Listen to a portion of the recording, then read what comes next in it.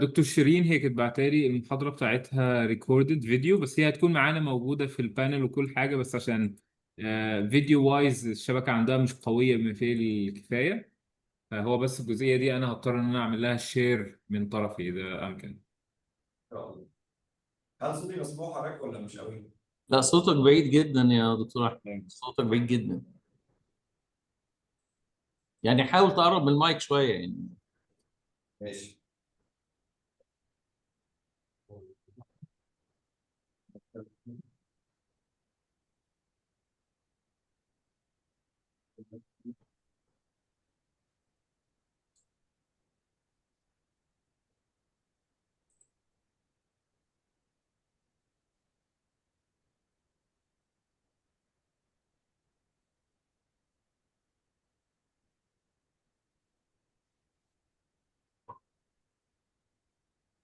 السلام عليكم. عليكم السلام. هل كده احسن شويه ولا بره زي ما هو؟ هو احسن شويه، بس لو قربت كمان يبقى افضل. أعتقد من المايك. تقريبا المايك موجود في الكاميرا يا دكتور الشغال. هو غالبا في الكاميرا. نقرب الكاميرا عليك ليه؟ هل كده الصوت احسن؟ اه. هو اه. تقريبا المايك موجود فعلا في الكاميرا هي يا في دكتور. الكاميرا. هي عشان هلو الكاميرا. دكتور سانز. Hello. How are you? ولا ايه؟ ثانكس. هلو. Hello. هلو. All good? Good afternoon, Yes, everyone. good. We are fine, thank you. Do everybody hear my voice? Yes, the- but a little bit far. دكتور احمد ارجع قرب الكاميرا تاني معلش. هل الكاميرا يا دكتور ممكن تتحرك ولا صعب؟ انا حركتها، عملتها فيري كلوز. كويس، صوتك كده كويس. خليك كده جنبها. ما يجراش حاجه. صعب ان اسيب الراجل واقف. دكتور فرصة سعيدة جدا ان انا اقابل حضرتك. يعني انا قريت البرزنتيشن بس I was very impressed يعني. ان شاء الله النهارده استفاد والناس كلها تستفاد ونقدر نعمل ميني ريبورت وتعاون في المستقبل ممتاز. باذن الله احنا يعني شاكرين ليكم جدا اتاحه الفرصه دي والتعاون، وان الناس تستفيد الاستفاده القيمه يعني من البرزنتيشنز من البرزنترز ان شاء الله. شكرا شكرا جدا.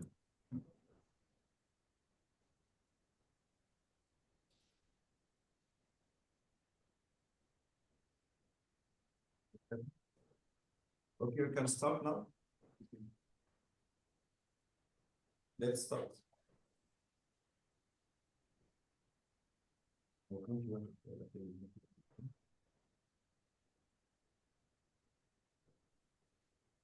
Hello, Dr. Yusuf. Do you hear me? Yes, hello, Dr. Yes. Yes, hello. How are you? Yes, Yes. I am ready, but still 1 hour to go, I think. Okay.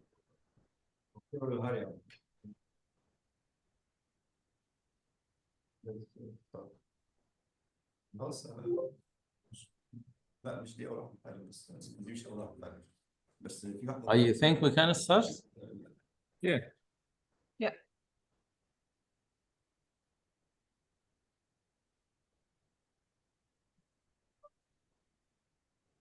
Hello and welcome everyone. We are absolutely thrilled to have you joined us today. Sorry, we can't hear you at all. It's very, very far away. Very far away. Sorry. Yes.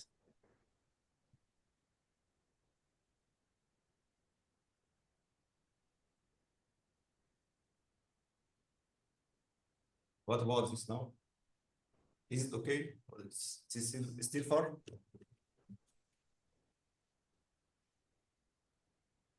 Ladies and gentlemen, do you hear my voice? Yes, boss. Can you? No.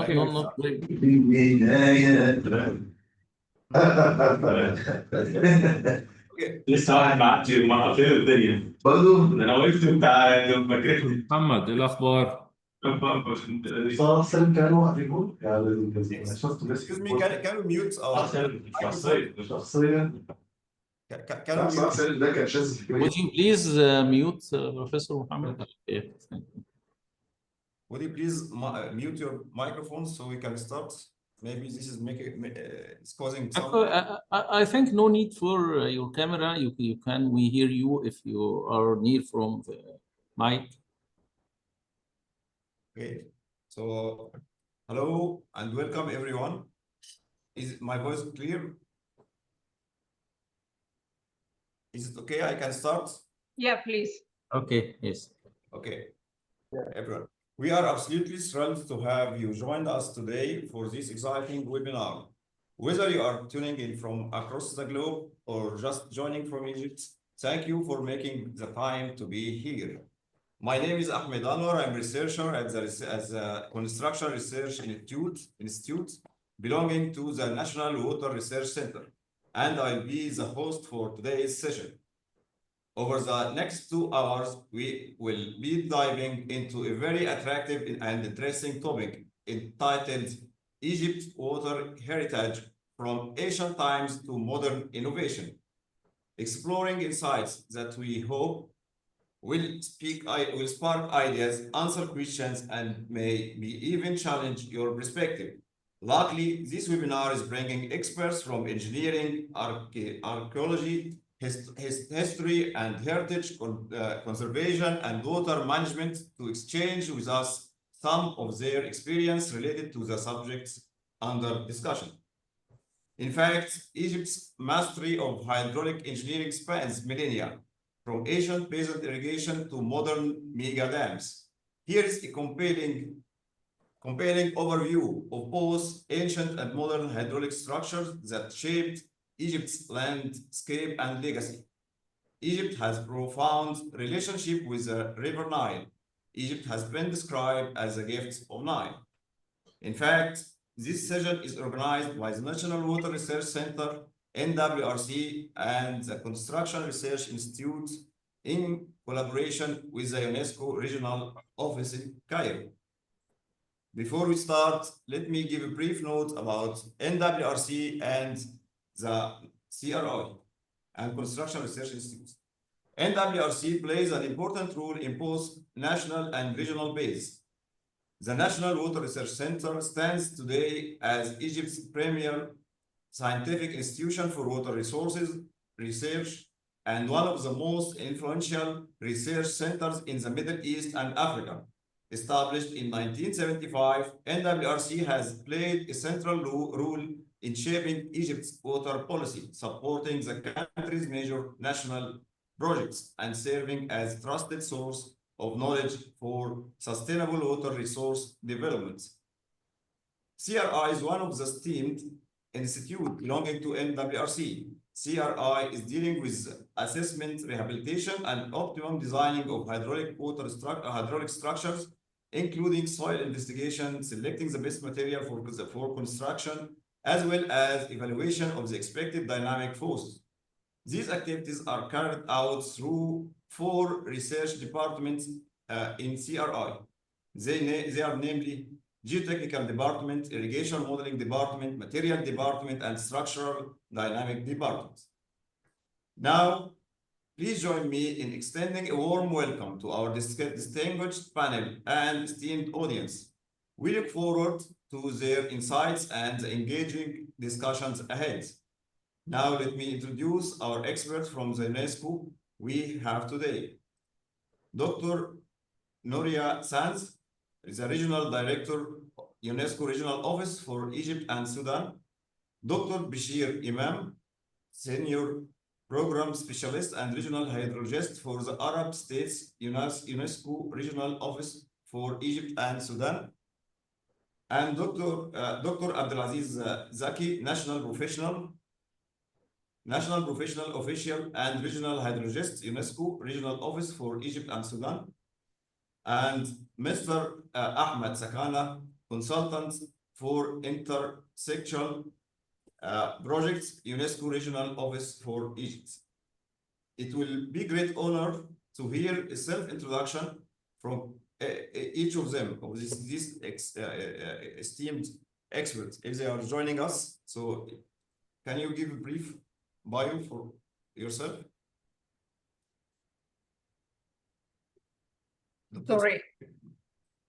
Sorry, thank you very much. As a regional director, I'm going, of course, to make the presentation, starting by expressing our gratitude for the offer that we received some months ago from the National Water Research Center. So, in fact, we planned a program of common activities. This is one of the first activities that is taking place by the end of this year. This is a very important year for this office and for UNESCO, celebrating the 50th anniversary of the Intergovernmental Hydrological Program, and of course for us as a regional office related to water issues. So this is a very special moment. Since the beginning of our kind of exchanges between myself, the director of the Natural Water Research Center, we outside the main activities, we put outside some effort as well to think in different kind of topics that are absolutely relevant for Egypt, absolutely relevant for the Arab region and for Africa, and of course, as you can imagine, being the epicenter between different kind of policies, so technology, innovation, water issues, as well as, of course, we are mandated to put forward our agenda related to an integrated way of thinking and planning about cultural and natural heritage. So it came to our mind the possibility to dedicate some effort to rethink or to think together with different kind of expertise that I take the advantage of thanking all of them for joining us today. So this is a very important part of our endeavor, but I think it's a very important opportunity to create, of course, an agenda. It's interesting as well for us it was always interesting for us to discuss about the industrial heritage of the Nile River, but the Nile River as a heritage itself. And I'm always used to say that the river is not just a natural phenomenon. The Nile River is a cultural phenomenon, and it's a cultural phenomenon for many, many reasons. We discussed with the center, with the Research and National Water Center, the way in which we can initiate a discussion, a polyphonic discussion about the way in which in the 21st century we'll look at the Nile River, of course, like an epicenter for different kind of water diplomacy issues, of course, from the point of view of natural-based solutions, of course, about the way in which fresh water and green water is absolutely key for drylands, but of course, we have in mind as well all the cultural components. So Nile River as a cultural component, and not just only because of the heritage that we assume that is very close and directly, intimately related to the river, wherever that is underwater. And this is another part of a future webinars that we are going to set up until the end of the year. But my presentation today, which is a very short one, is just to invite you to consider different kind of entry points and different kind of ingredients that perhaps didn't take into consideration in our previous meeting, but perhaps since now we can take those into consideration. Of course, the Nile River is one of the biggest kind of cultural and natural phenomena, as I said, and is in the imaginarium of the international community. And perhaps this is a role of UNESCO. We know very well how the Nile River is important for this country, is important for our mandate in Sudan, how it is important in terms of course, securing the food protection, the food security, the importance in terms of water and energy transition models, how important is it for the regional adaptation national plans, and so on. But of course, there is beyond the figures that we always have in hand. So this is the largest river in the world. Of course, 41% of all the Egyptian population is related to the river directly. The 63% of all the Egyptian agricultural lands is close to the river or is dependent to the river.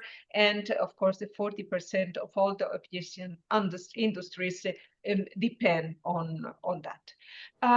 But let me just go back to a general imaginary. So for many years, for centuries, Europeans and other kind of explorers decided to face the challenge of looking for the sources of the Nile River. And of course, this is one of the pictures much more famous about all the kind of closing first episode of the discovery, but I don't like the word discovery, for a reality that was there since the very beginning of the history of the Earth. So at least over the last 30 million years, so we have a very big reality. But in fact, for Europe, the Nile River has been always like one of the most mysterious, without any kind of, we can say, unprecedented kind of mystery in the history of the natural discovery. So, of course, it's very important to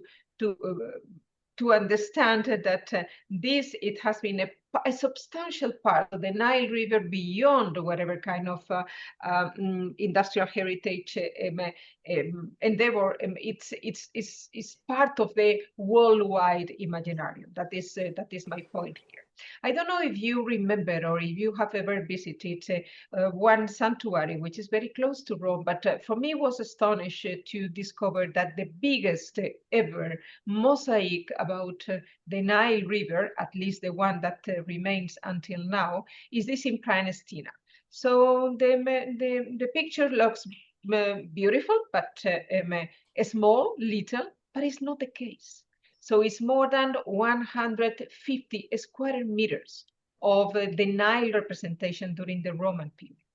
And it's extraordinary, amazing the way in which the mosaic reflected the richness, reflected the mix and crossing of the legacies of different kind of civilizations, making a special effort in showing the importance of the delta. That in fact the delta is not just a kind of the end of a river. So is a representation of all the African continent at this stage. So this is the kind of, from then onwards, so all the philosophy, the geographical treaties, all the issues related to the fountains, how to think about the iconography of the Nile River within all the Renaissance fountains all over the world. So I think this is absolutely key to understand what the international community is expected about the heritage of the Nile River. Of course, this office, in close cooperation with my colleagues, but in close cooperation with the Minister of Water and Irrigation, and with of course, the support of all the Arab countries and the African countries, we put together different kind of exercises of water diplomacy meetings, capacity building. So for us, the Nile is one of the most important, I don't want to say pretext, but I would like to say responsibilities vis-a-vis the way in which this office could put together all the Arab region with the African region. And my colleagues can develop later in the course of the discussion some of the important regional policy papers that we are going to present this year to the League of Arab States, but as well one of the most outstanding initiatives that has been put forward by the Minister of Water and Irrigation, and has, of course, an African scope. And this initiative is called AWARE, and we are there since the inception at the COP27. When my colleagues will develop later some ideas about industrial heritage associated to the Nile River, of course, they are going to discuss about what happened in details in terms of what the dams mean since the very beginning, what is a kind of engineering and infrastructure associated to the water management historically, namely perhaps focused during the industrial period. But I would like to say that the Nubian campaign is one of the key elements as well that we need to take into consideration and of course be part of our plan for the future. So the Nubian campaign, as you know, was one of the most important, it continues being one of the most important multilateral archaeological heritage campaign in the world. And I would like to say perhaps one of the most outstanding examples of multilateralism in terms of cultural cooperation. Of course, what is important is that whatever has been done for this kind of removal and safeguard of an outstanding monumental architectural heritage was done in a very sophisticated way. So in fact, all the Nubian campaign for us is absolutely a key element in terms of the industrial heritage associated to the Nile River, because one part is archaeology, but another part is engineering, and another part is the way in which the water and the Nile history was associated to a very important page of industrial worldwide history here in Egypt. The construction of a dam is itself one of the most outstanding and amazing capolavoro, that means a masterpiece of industrial heritage, and is the way in which archaeology and engineering kiss together and merge all the best in terms of archaeological skills and industrial skills, just to ensure the safeguarding for the future generations of one of the most outstanding architectures in the history of humanity, which is the Temple of Abu Simbel. Temples of Abu Simbel, not just Ramses II, as well as the Nefertari.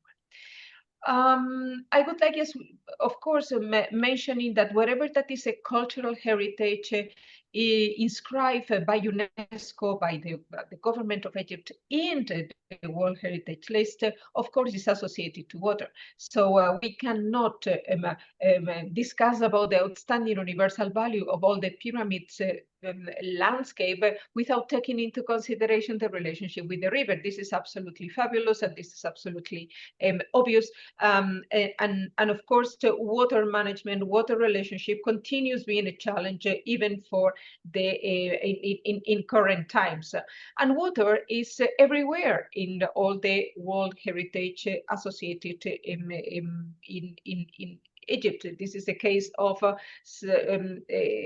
part of the most, one of the most important mosque in Cairo, which is, of course, part of the World Heritage Site. But water is totally associated with the DNA of the buildings, and not just associated. So the buildings sometimes respond to the needs of the water, or the needs or the supplies of the water within one of the most important and populated cities in the history of the Arab world, which is Cairo.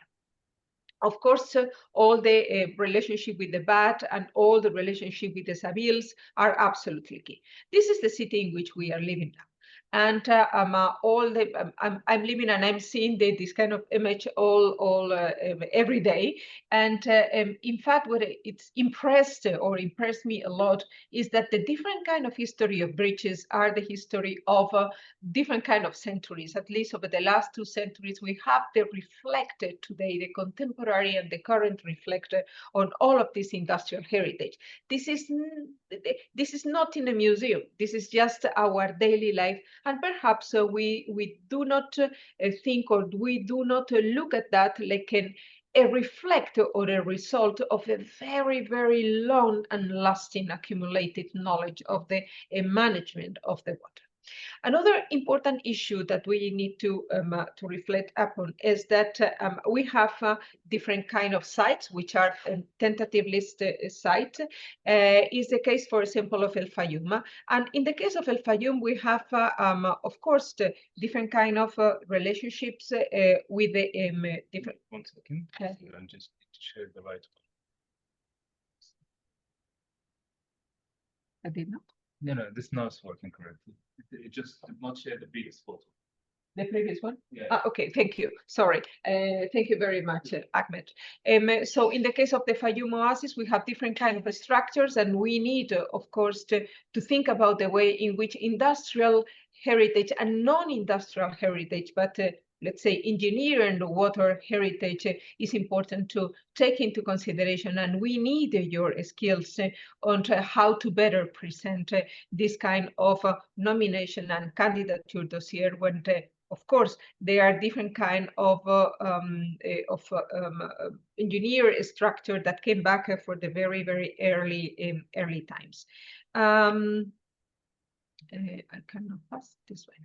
Of course, just goes without saying the importance of all the accumulated knowledge that Egypt encapsulates in terms of agriculture and irrigation since the ancient times. Some of them are very, very crucial, even to explain the way in which tradition meets innovation in Egypt, and without, of course, saying that it's underlying the importance of any kind of infrastructure that are present and continue being present within the landscape over the last at least 1 year and a half ago. In our last relationship and information exchange with the Minister of Water and Irrigation, we see that we have an enormous amount, a very big challenge about all the water-related infrastructure. So there are structures at risk, at a high risk, moderate risk, very important amount of those like in a very, very good shape, and in some of them, but an important number in an excellent kind of health. Of course, we have been informed in our exchanges with the government about all the different typologies and initiatives that focus their attention on the modernization and the maintenance of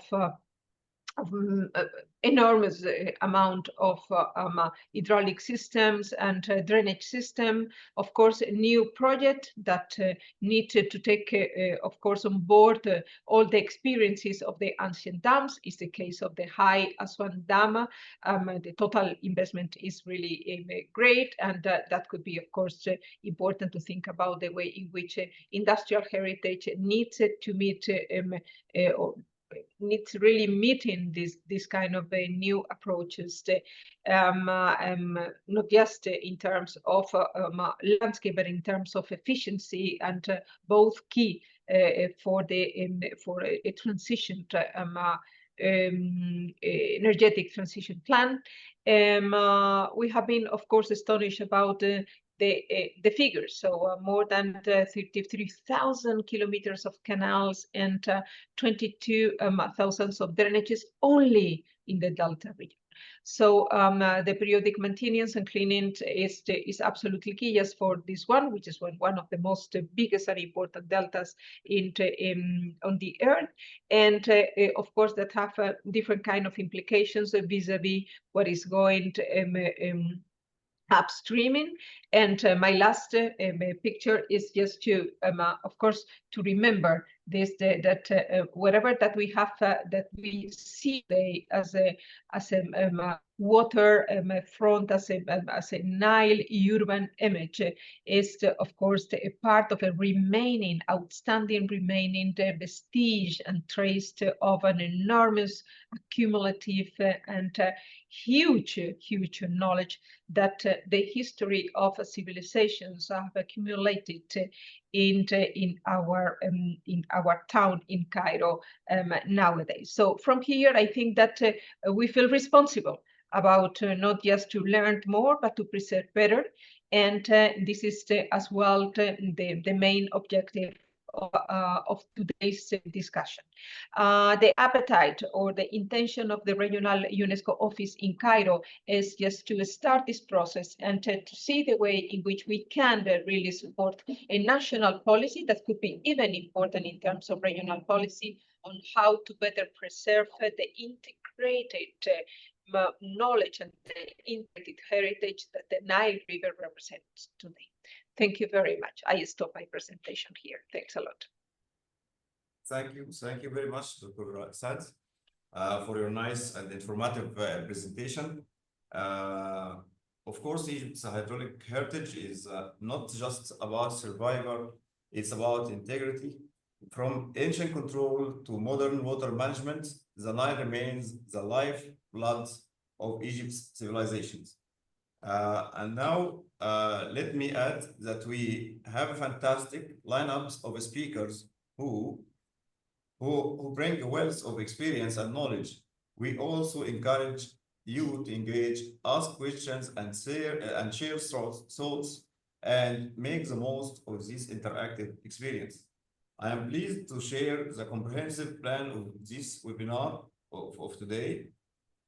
We have 4 semantic presentations. Each of them is 20 minutes and we'll start very soon.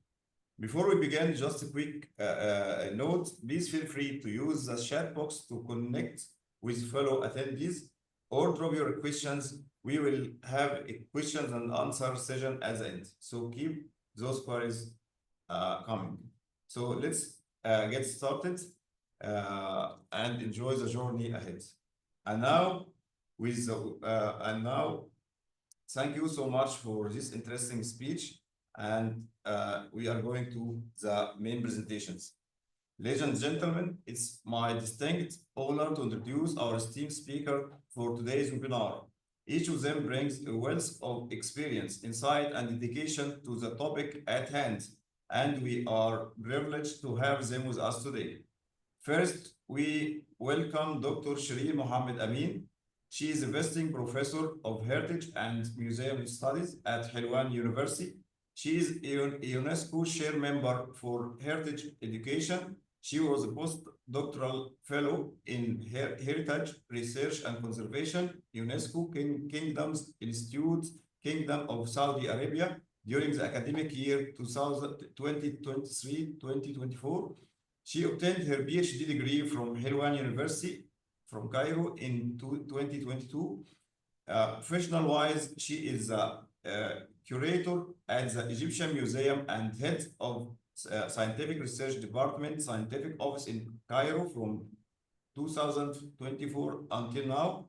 Since 2014, she is acting as a Senior Education Manager for supervision of the Children's Museum at the Egyptian Museum. She has been engaged in a lot of training programs and workshops. Her valuable publications is peer-reviewed journals, witness her scientific contribution for the related subjects. Dr. Shireen is going to present a very interesting topic entitled From Basin to Barrages, Interpreting Egypt's Industrial Nile Heritage Through Irrigation System and Museum Narratives. She will give us a guided tour, includes the Egyptian irrigation technologies with the museum context and how historical water management along with contemporary challenges are being connected. So for now, Dr. Shireen, the floor is yours. Dr. Shireen? Yes, Dr. Shireen is with us, but I will be presenting her lecture. She sent us a record for her part, but she's with us for any subsequent questions after she's done, right? So I'm sharing my screen. Can you see it? Please share it. Can you see my video? No. Good afternoon. Thank you.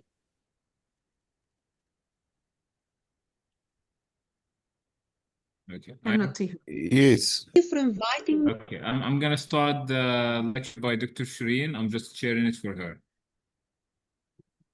Good afternoon. Thank you for inviting me to be part of this important discussion about Egypt's deep connection with the Nile, a river that has supported life, built agriculture, and sparked new ideas for thousands of years. This presentation explores Egypt's industrial Nile heritage through the lens of irrigation systems and museum narratives, tracing the transformation from ancient basin irrigation to the monumental hydraulic engineering feats of the 19th and 20th centuries. It highlights key infrastructures such as the Delta barrages 1862, Isna Nasud barrages, and the Aswan Dam 1902 Ahmed, as industrial heritage sites of national significance.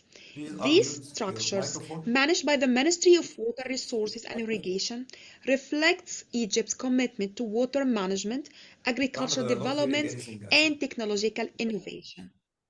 In ancient Egypt, farmers developed a smart system to make the most of the Nile's yearly floods. This system, called basin irrigation, used simple but effective earthworks to guide and store water for farming. Here is how it worked. Raising banks along the river. Long walls of packed earth were built parallel to the Nile to keep flood waters from spreading too Hey far. everybody, Cross do you hear walls to me? divide the land. Shorter walls were built across the Doctor, we can hear you. Can you please turn off the mic? Okay. Thank you. plain to break it into separate sections or basins. Each basin could hold water like a shallow pool. Canals and channels. These were dug to move water from the river into the basins and between them, helping farmers control where the water went. And then gates. Simple wooden or stone gates were used to open or close water paths, allowing farmers to control how much water entered each basin. This system allowed crops to grow after the flood waters soaked the soil. It was a clever way to use nature's rhythm to support agriculture long before modern machines existed. So that is the water lifting devices in ancient Egypt. In ancient Egypt, farmers used the clever tools to lift water from the Nile to their fields.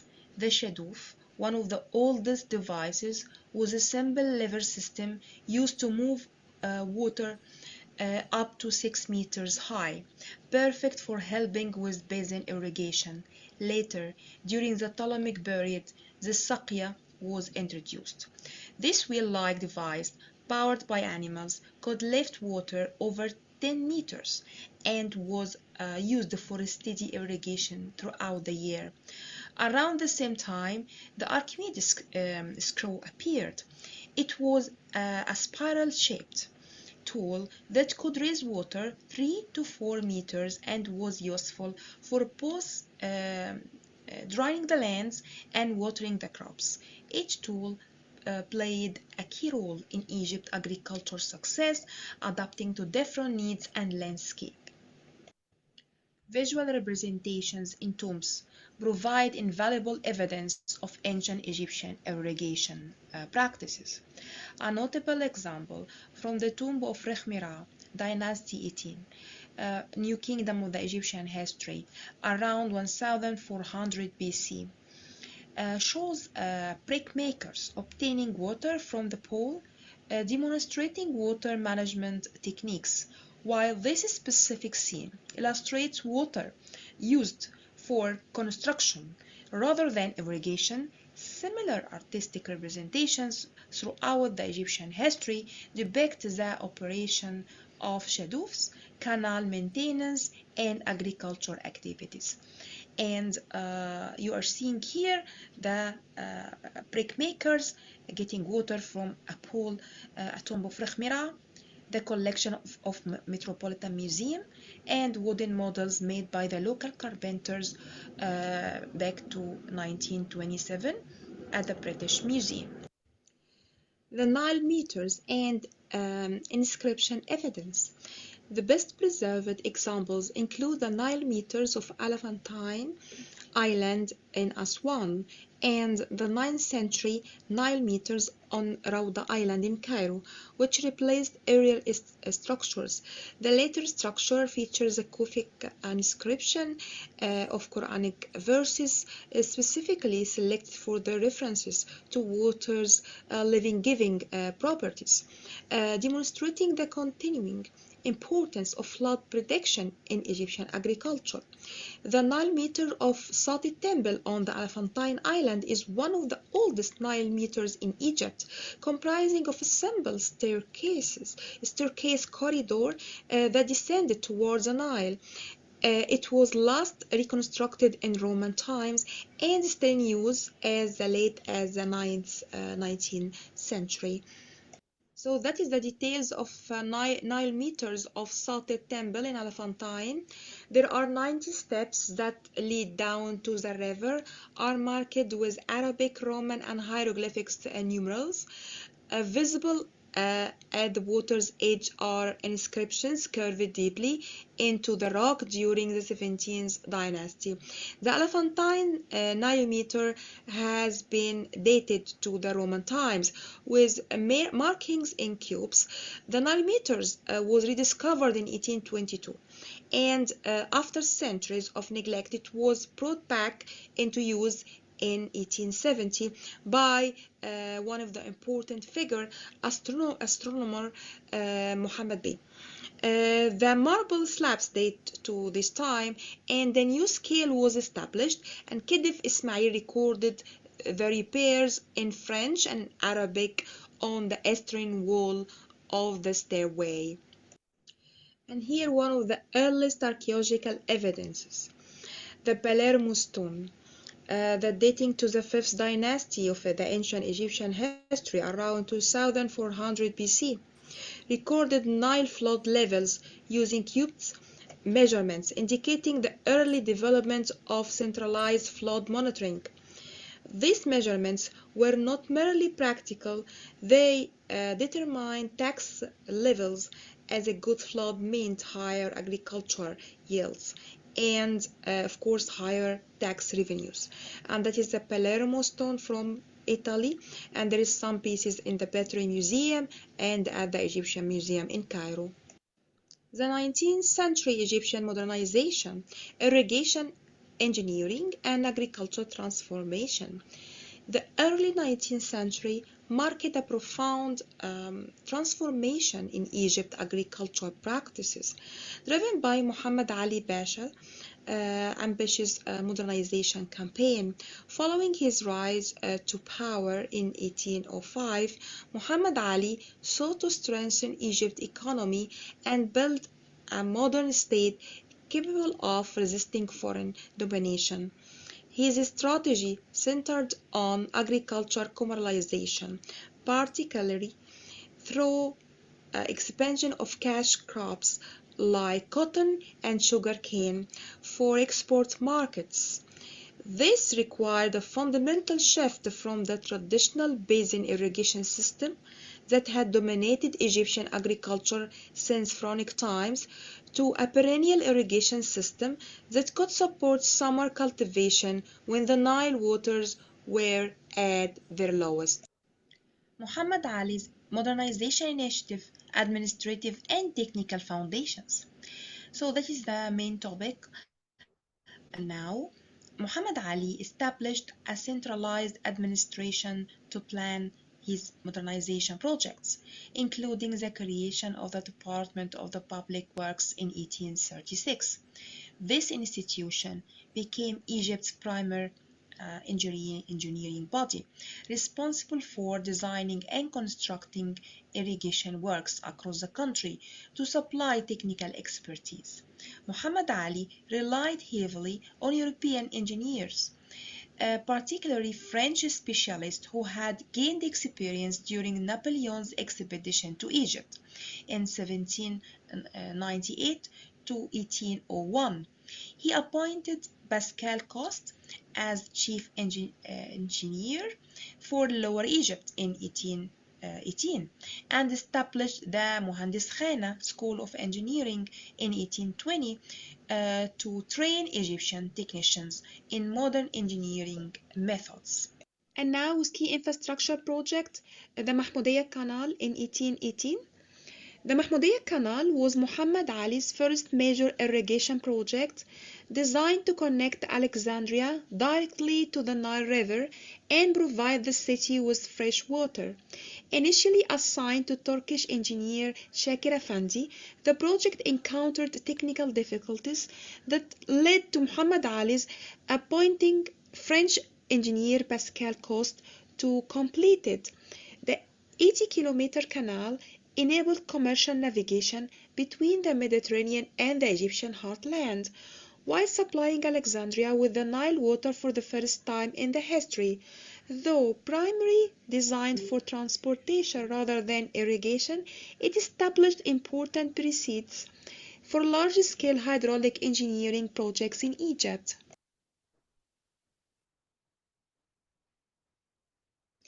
One of the key infrastructure projects is the Delta Barrages project, launched in 1833, was one of the Muhammad Ali most ambitious attempts to manage the Nile water for agricultural use. Designed by the French engineer Maoul Bey, the twin barrages were built across the Rosetta and Damietta branches of the Nile to raise water levels during dry seasons, allowing irrigation canals in the delta to function more effectively.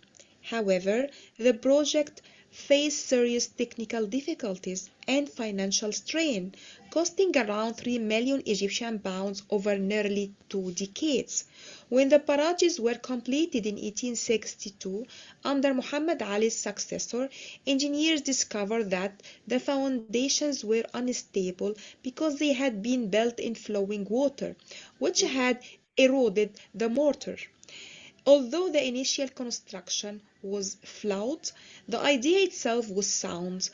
French engineers later repaired and reinforced the structure in the 1880, making it possible to shift over 7,054 acres to farmlands from seasonal basin irrigation to year-round perennial irrigation. According to the head of the water department in Qanat al-Khairiyya, the Delta barrages in Qanat al-Khairiyya have 12 water facilities to control all fresh water flowing into the delta. These are the Ismailia Canal entrance, which controls the amount of water directed to the entire canal cities. The Qanat al-Khairiyya area is a home of a wide network of barrages and canals that help manage the Nile's water and support irrigation across delta. Key structures include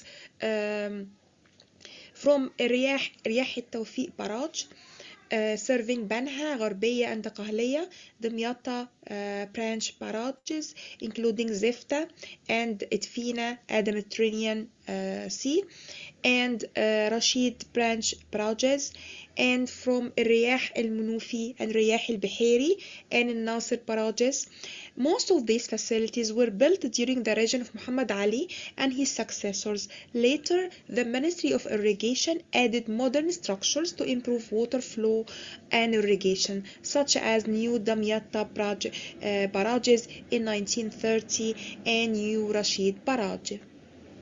By the 1840s, irrigation works had extended into Middle Egypt, reaching as far south as Asyut.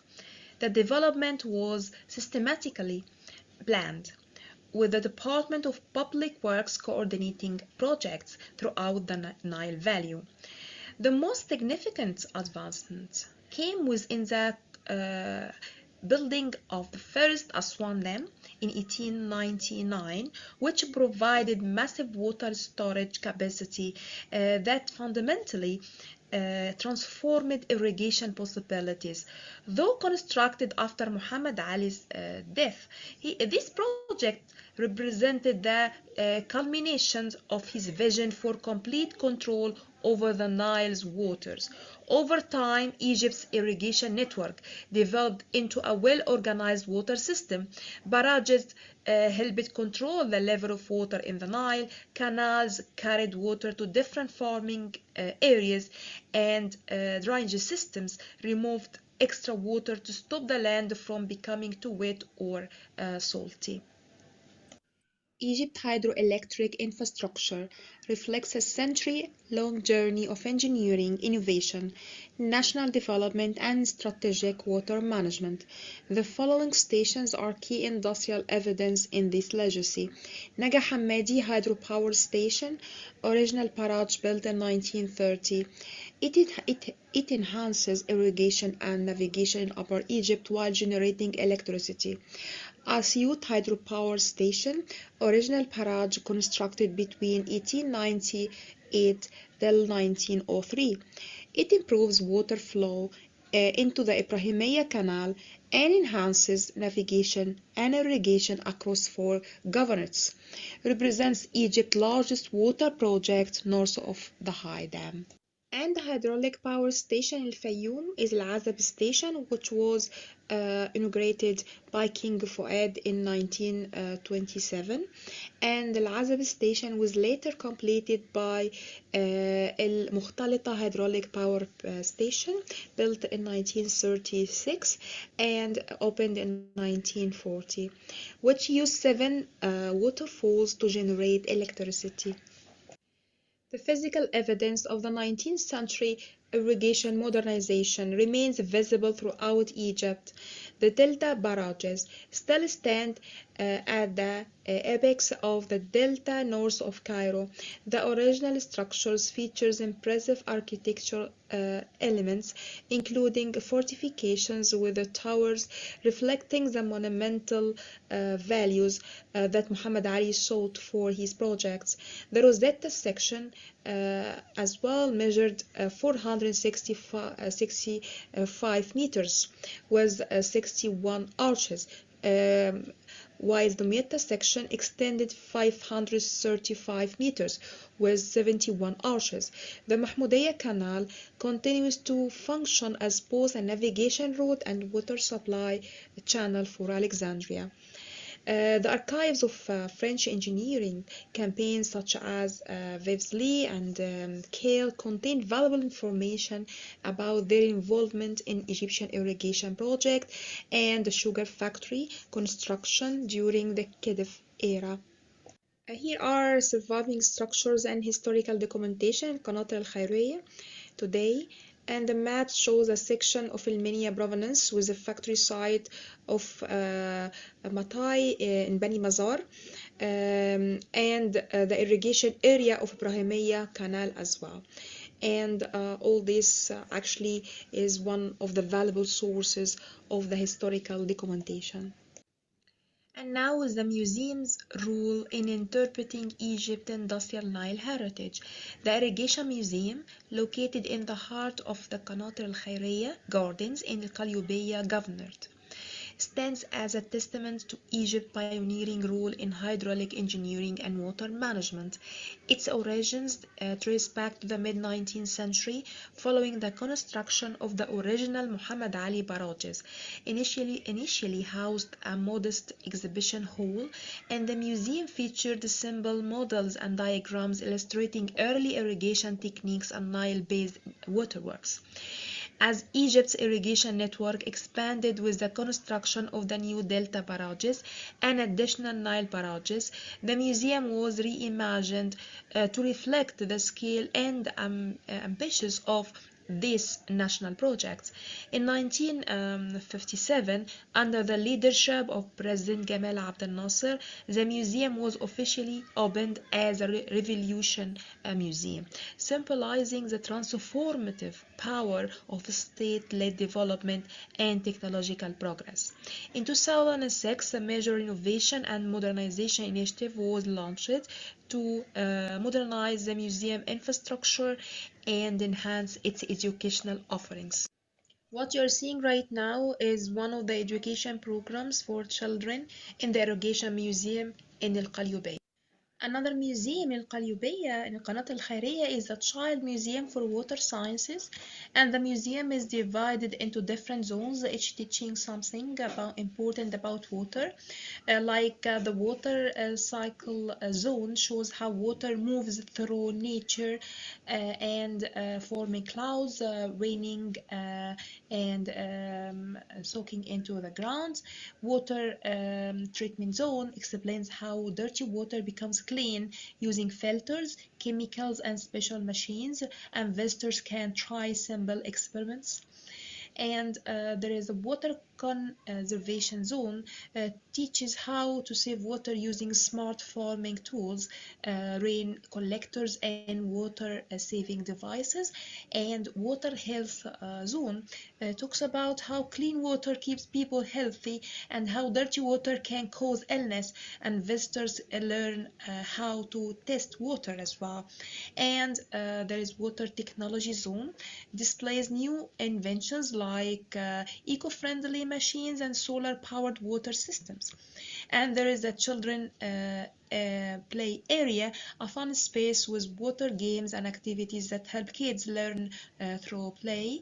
And 3D cinema offers exciting films and shows about water, nature, and the planet. And here's some of the education programs and inside this museum. And this museum is in قناطر الخيرية. The second museum is the Nile Museum in Aswan, and the idea for the museum was launched in June 2004 by Egypt's Ministry of Water Resources and Irrigation, aiming to create a cultural and scientific center that celebrates the Nile legacy and promotes cooperation among Nile Basin countries. Located near the old Aswan Dam, on the Abu Simbel Road. And the Nile Museum is a three-story cultural and educational center that celebrates the history, science, and shared heritage of the Nile River. In the museum, educational exhibits, panels, and visuals explaining the Nile's role in agriculture, engineering, and regional cooperation. Minister of Water Resources and Irrigation directed to produce a series of documentaries highlighting the historical evaluation of irrigation in Egypt. The Ministry of Water Resources and Irrigation in Egypt plays an important role in protecting the country's water history. It manages many old water structures like the Delta Barrage, built in 1862, the Aswan Dam, built in 1902, and others. The ministry also owns valuable books, maps, photos, and rare albums, such as a description of Egypt, the 1869 Suez Canal opening ceremony album, and the 1928 Atlas of Maps of Egypt.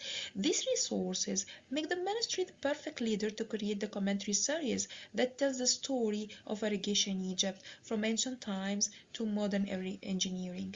The series could show how Egypt's water system helped farming, reduced energy, and now support climate resilience and sustainability. And now with the key outcomes of the lecture today. Egypt's irrigation history reflects a remarkable journey of adaptation and innovation, from ancient basin irrigation to the construction of major hydraulic structures like the Delta barrages, Esna and Asyut barrages, and the Aswan dams. These systems represent more than engineering achievements. They are part of the Egypt industrial heritage, and this lecture has shown how such infrastructures can be interpreted not only as technical milestones but also as cultural assets. When presented through museum narratives, archival documentation, and educational programs, they help connect historical water management practices to current global concerns such as climate resilience, sustainable agriculture, and energy production. Thank you for your listening. Thank you so much, Dr. Shireen. Again, thank you everyone for listening. I believe the discussions and the Q&A will be at the end of this. Dr. Ahmed, do you want to introduce the next presentation? Yeah, of course. Thank you for this presentation that traces the transformation from ancient basin irrigations to modern tools. Now the second presentation, the second presenter with over 30 years of research and professional experience in structural dynamics engineering. He has made significant contribution in developing of new structural assessment and rehabilitation approaches for hydraulic structures. He has been engaged in many projects of dam safety against earthquake, structural performance of barrages. He was involved. Let us welcome Prof. Yasser Al-Hakim. He was involved in major national projects, including seismic assessment of Aswan High Dam power plants, the new Asyut Barrage, the assessment of Rashid Breakwater. He also supervised the evaluation and strengthening of many historic Nile barrages, integrating modern technologies like dynamic tests and 3D laser scanning for structural monitoring. He has been certified as a consultant engineer since 2005. Let's welcome Prof. Yasser, and of course, I would like to remember you that you have just less than 20 minutes to present. Thank you very much. Okay. Thank you, Dr. Ahmed. I will try. It's my great pleasure to welcome you all to this webinar. I would like to thank UNESCO Office and National Water Research Center staff and our academic partners from Cairo University for their invaluable support, especially my professor, Dr. Sharif Murad, and my colleague, Professor Yusuf Rashid. Today, we will speak about preserving Egypt's hydraulic heritage, aging barrage, and culvert in focus. This structure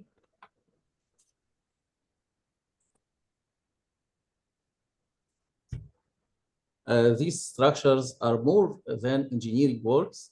They are living heritage that have served Egypt for more than a century, providing irrigation, navigation, and flood protection. At the same time, they face new challenges, such as aging material, deterioration, heavier loads, and climate change, of course. The outline of my presentation is a background. 3 cases studies for preserving old irrigation structures, which are Gamgara Barrage, which was built in 1885, and Zifta Barrage was built in 1903, and Samalot Regulator built in 1834. In my presentation, I'll take you through 3 study cases. Each of them tells us a story of problems that appear, solutions applied, and lessons learned.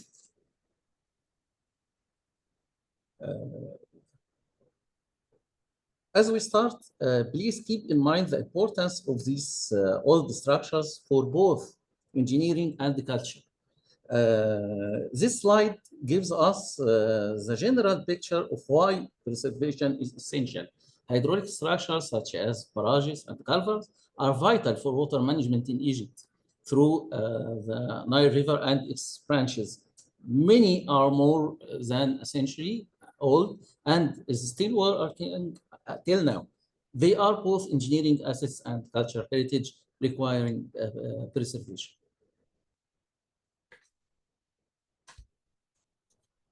As you see here in the upper right corner, the photo of the flood is near pyramids. This is before the high dam and controlling structures. This map in the left part of the slide shows the main hydraulic structures in Egypt. We have about 26 main barrages and regulators in the Nile River and its branches.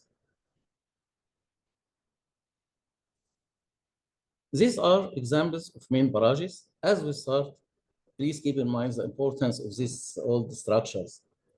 This slide gives us a general picture for why preservation is essential.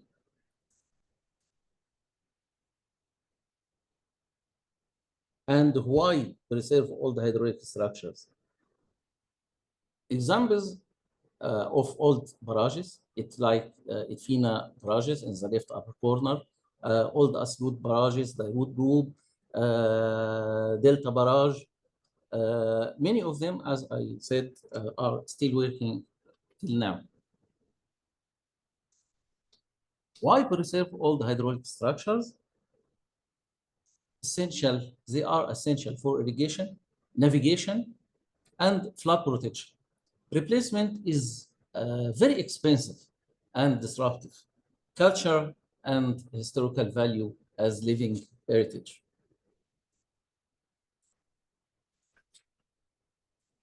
The challenge facing old structures is aging materials, cracks, deterioration, increased traffic loads beyond the design capacity, seismic consideration, rising water demand, and climate change. Preservation of rehabilitation methods.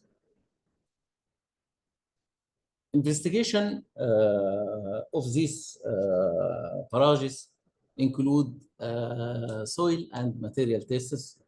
When we face a problem with a barrage, we have to make some investigation, visual investigation in the beginning, and then some tests include soil and material to know their properties, then structural analysis and seepage analysis, then suggest the repair method. The repair method may include injection or grouting, stones and brick repairs, jacketing with reinforced concrete or steel, bridge retrofitting and strengthening, upgrading gates and mechanical parts.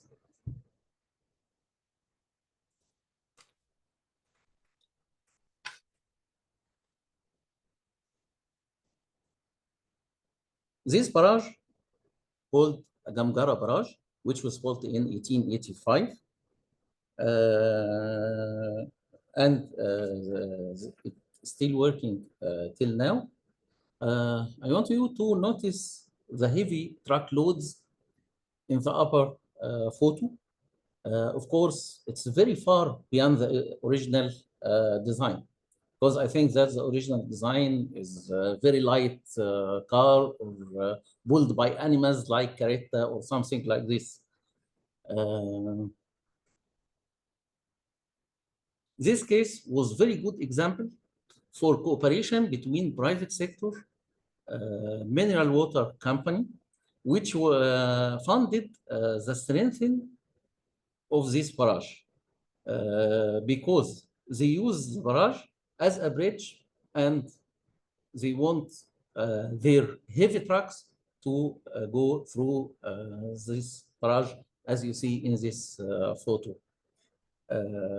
So they wanted to raise the loading capacity from less than 30 tons to the current code for its heavy trucks. Ministry of Water Resources and barrage sector, the barrage sector in the ministry is concerned with structure integrity and also to assure and the controlling of discharge. CRI is a research institute, is concerned with research and consultant firm.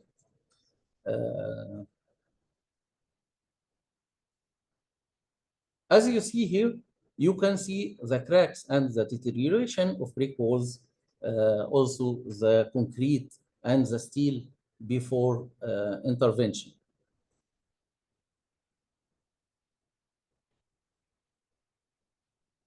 I want you to keep in mind to compare it with strengthened raft and retrofitted deck.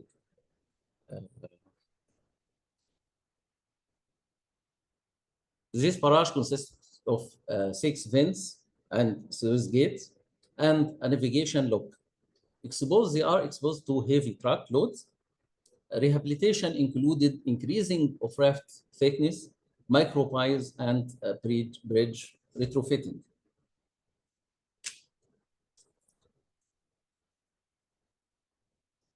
The methodology used for this barrage after material and soil investigation and structure and sewage analysis, we put the repair and strengthening program. As you see here, the condition of the brick walls before strengthening this barrage. Micropies and injection technique. Here you can see the borehole used for micropies technique used in rehabilitation and specimen extracted from the pier.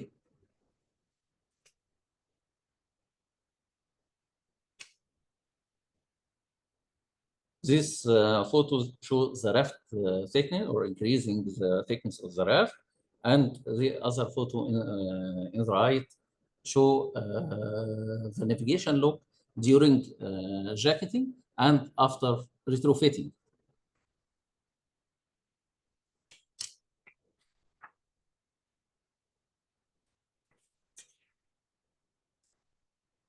This slide shows the bridge retrofitting. Also, you can see the steel bridge above the navigation log, which can be opened and closed during passing of the ships. A steel truss was added as main girder to be able to sustain the passing of the heavy trucks. Also, piering and opening and the closing mechanism was rehabilitated, as you see in the other photos. This transformation clearly shows the impact of the rehabilitation. This slide shows you the barrage after repair. As we move from one case to another, you will notice a common theme. By applying modern engineering techniques, such as grouting, jacketing, and retrofitting, we can extend the surface life of these old structures and preserve both their technical and cultural value. Zefta Barrage was built in 1901 to 1903 with 50 sluice gates opening, provide irrigation to more than 1 million Feddan. In 1954, major structural modification and strengthening of piers and foundation to increase discharge and traffic, added separate navigation lock in 2017. Rehabilitation also was performed in 2022, including strengthening of piers, repairing gates, retrofitting bridge deck.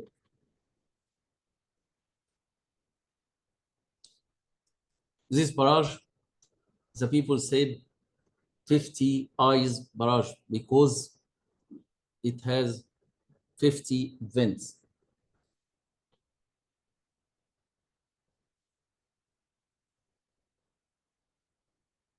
This photo show you in the upper of the slide, show you the barrage before rehabilitation, which was performed in 1954. Let's pause a moment and reflect on this challenge.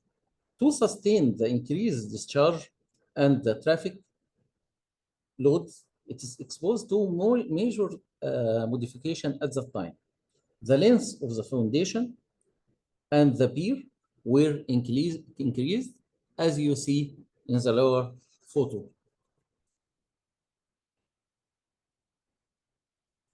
This is the modern retrofitting. In the beginning, a cofferdam used for inspection and repair. Cofferdam was constructed for investigation, underwater, especially underwater elements. Then drying the vents by dewatering. In the first half of the barrage were dried. Then, after finished the work, the other half were dried. It's a very critical case of loading, as you see here. This is especially for civil engineers, because you have water in one side only and no water in the other side. So it is a critical case of loading in the barrage. Of course, monitoring of this structure in this case is very essential. Here, in the bottom right photo, you can see deterioration of walls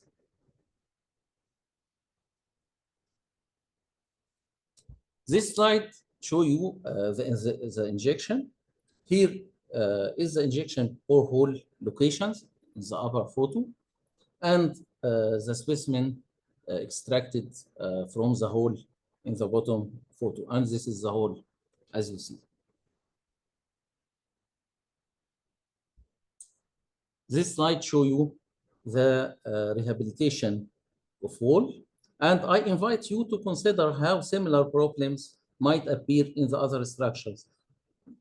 We may ask ourselves, what have happened without rehabilitation? This slide show you the repair of a crack in raft foundation. You can see here the repair of cracks discovered when they dried the barrage, and they strengthening it or repair it by stitching after drying. This also show the separate navigation lock, which was added to the barrage at 2007.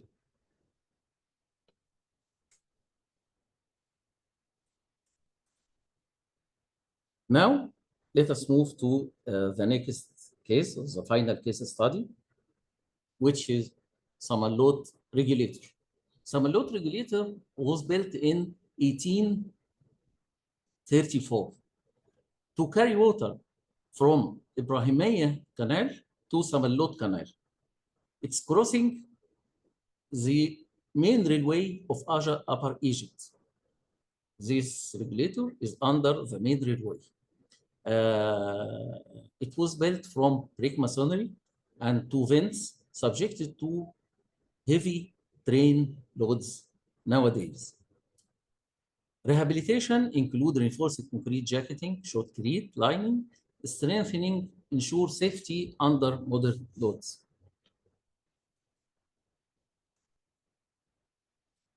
This slide show you the plan of the regulator. As you see here in the middle, this is the main railway,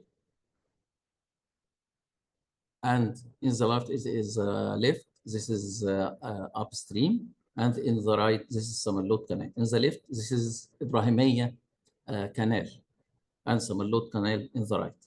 As you see, this is crossing the main railway station, railway of Upper Egypt. This slide you can see here the regulator before retrofitting. You see the material deterioration and the walls, the ceiling of the regulator, the brick masonry.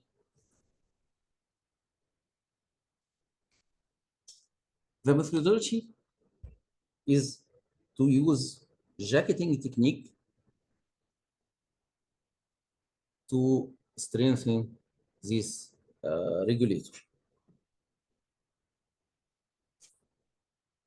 Here you can see the jacketing technique and the shotcrete which they used to do the jacket.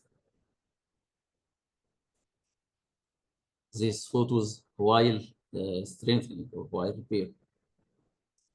After rehabilitation, you can see the difference. As I said to you, try to keep in mind before and after rehabilitation to see the difference. Comparative lessons from Gamgara: effective use of micropiles and raft strengthening. From Zefta, large-scale rehabilitation preserved major Nile barrage. Samalot regulator and innovation jacketing saved 19th century culvert under the main railway. I would like to say something here. before rehabilitation, Ministry of Water Resources and Irrigation always asked the railway authority to decrease the speed of the trains while crossing this regulator, because they're afraid if damage happened, if the trains were very fast. And they answer always, it's too much expensive. We can't reduce the speeds. But they reduced the speed already after many demands from our ministry. Now, the speeds run in a normal speed. All cost-effective preservation compared to very expensive replacements. At the end of this talk, I hope you will see how this study cases are not isolated examples, but part of a broader strategy to safeguard Egypt's water security and hydraulic heritage. So preserving Egypt's hydraulic heritage is vital for water security and also irrigation efficiency, and very important for culture and historic preservation and cost saving, because when we construct a new barrage like this, it costs us thousands, millions of pounds. Extending service life, of course, is very important with modern techniques used in rehabilitation. Thank you very much, my colleagues and audience. And I don't know if we will begin questions now or after all presentations. We have a question and answer session after then. Okay. So thank you, Dr. Yasser, for your nice and informative presentation. It's actually filled with a lot of practical experience in preserving old structures and showing the exerted efforts in keeping them healthy for longer periods while preserving their heritage nature. Of course, like it's a big effort to work with such structures without completely stopping the water flow. It's really considered as a very big challenge. I forget and I missed to introduce Dr. Yasser that he is Director of Construction Research Institute, so I missed this, so forgive me. So, and now for the third presentation, next we are joined by Prof. Youssef Rashid. He is currently a full professor of structural engineering at the Faculty of Engineering, Cairo University, and he is the head of the Boundary Element Research Group. Prof. Rashid received master and PhD degrees in the development of boundary elements methods. Prof. Rashid is an expert in the Egyptian higher education system, as he used to serve as the Secretary General for the Supreme Council of the University. Prof. Rashid research interests are mainly in the development of the boundary element method in several fields, such as dynamic soil structure interaction, tall buildings, and masonry modeling, multiple methods. He has recently extended the BEM applications to new formulations in fluid mechanics. Of course, there's a lot to say, but not consuming more time. So kindly, Prof. Rashid, kindly proceed with your valuable slides. The floor is Thank you. Yes. First of all, can you see my screen? Yes. Can you see? Okay, Yes, can you hear yes. my voice? Is it okay? Yes, Yes, okay. Perfect, thank you. Okay, so thank you very much for your introduction, and thanks for my friend Professor Yasser Al-Hakim for allowing me this chance to present our work in design of vibrating barriers using artificial neural network. First of all, I would like to I would like to today we are going to introduce two topics actually.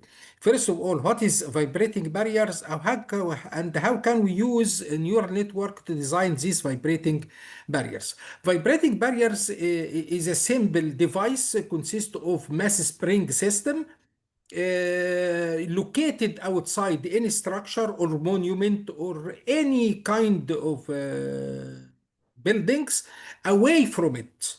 Okay, so we never touch this structure. The idea is when we have earthquake or something like that, this vibrating system is going to vibrate and take all vibration from the earthquake, and the structure itself we reduce the effect of vibration in it. First, it was introduced is a project between us at Cairo University and UK. We have two universities by that time, City University and Brighton University. We applied this on Zoser Pyramid. Zoser Pyramid is located south to Cairo, here, and it is deteriorated a lot from the earthquake. The famous earthquake of Egypt is 1992 earthquake, and this earthquake usually repeated every say 100 years, 80 years to 100 years. So this building is totally deteriorated from it, and this is mainly because the epicenter of this monument. So it's very difficult to install dampers or base isolation for building like this or monument like that. So the idea was to develop a vibrating barrier outside this building totally, and this one is going to absorb all vibrations that comes from any earthquake. We proposed at the beginning, Professor Kekiola and Professor Ayub, they developed methodology based on stochastic analysis, because we are dealing with earthquake. We don't know the shape of the earthquake, the vibration of the earthquake, the frequency of the earthquake. We don't know, okay, anything about it. So we are dealing with a stochastic problem actually. So Professor Kekiola together with Professor Ayub, I was in their team. We developed a stochastic analysis, structure dynamics, to be able to design this vibrating barrier. And we install this vibrating barrier theoretically outside the pyramid, as we can see. So when the earthquake comes, this vibrating barrier absorbs this vibration. We installed several VIBA arrangements, and at the end of the day, we were able to mitigate the effect of the earthquake on this monument. And we verified this experimentally. Actually, Professor Kekiola created this small experiment model, and at the end of the day, we were able to mitigate the effect of the earthquake or reduce the acceleration by about 27%. Okay, and this is, you can see here the acceleration with and without the vibrating barrier. You can see with vibrating barrier we were able to reduce it by about 27%.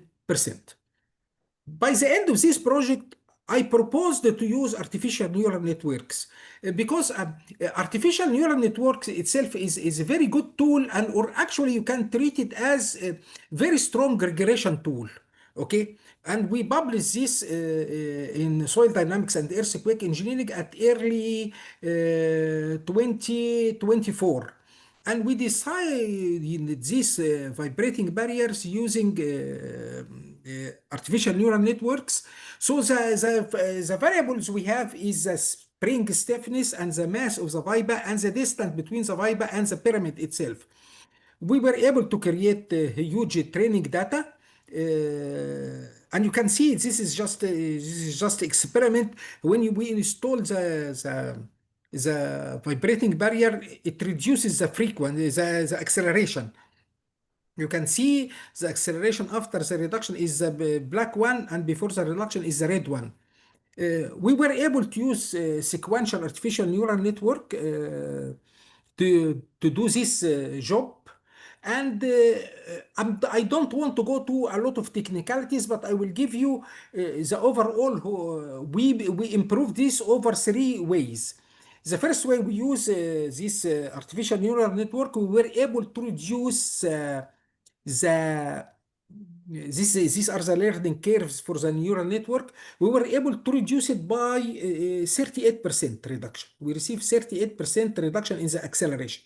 After that, we pushed this neural network into optimizer to get the optimized number of neurons inside each layer we have, and we were able to reduce it more by 44% reduction. We received 44% reduction. Then we go directly and carry out shade analysis to tell us what factor will affect mainly this reduction. Is the mass, the spring, or the mass of the fiber, or the distal? And we were able to decide that the stiffness of the spring has more importance in the reduction more than the other 2 factors. Then we increased the training data in this way, and we were able to, at the end of the day, to receive a reduction by 46%. And you can see this is acceleration before and after the VIBA.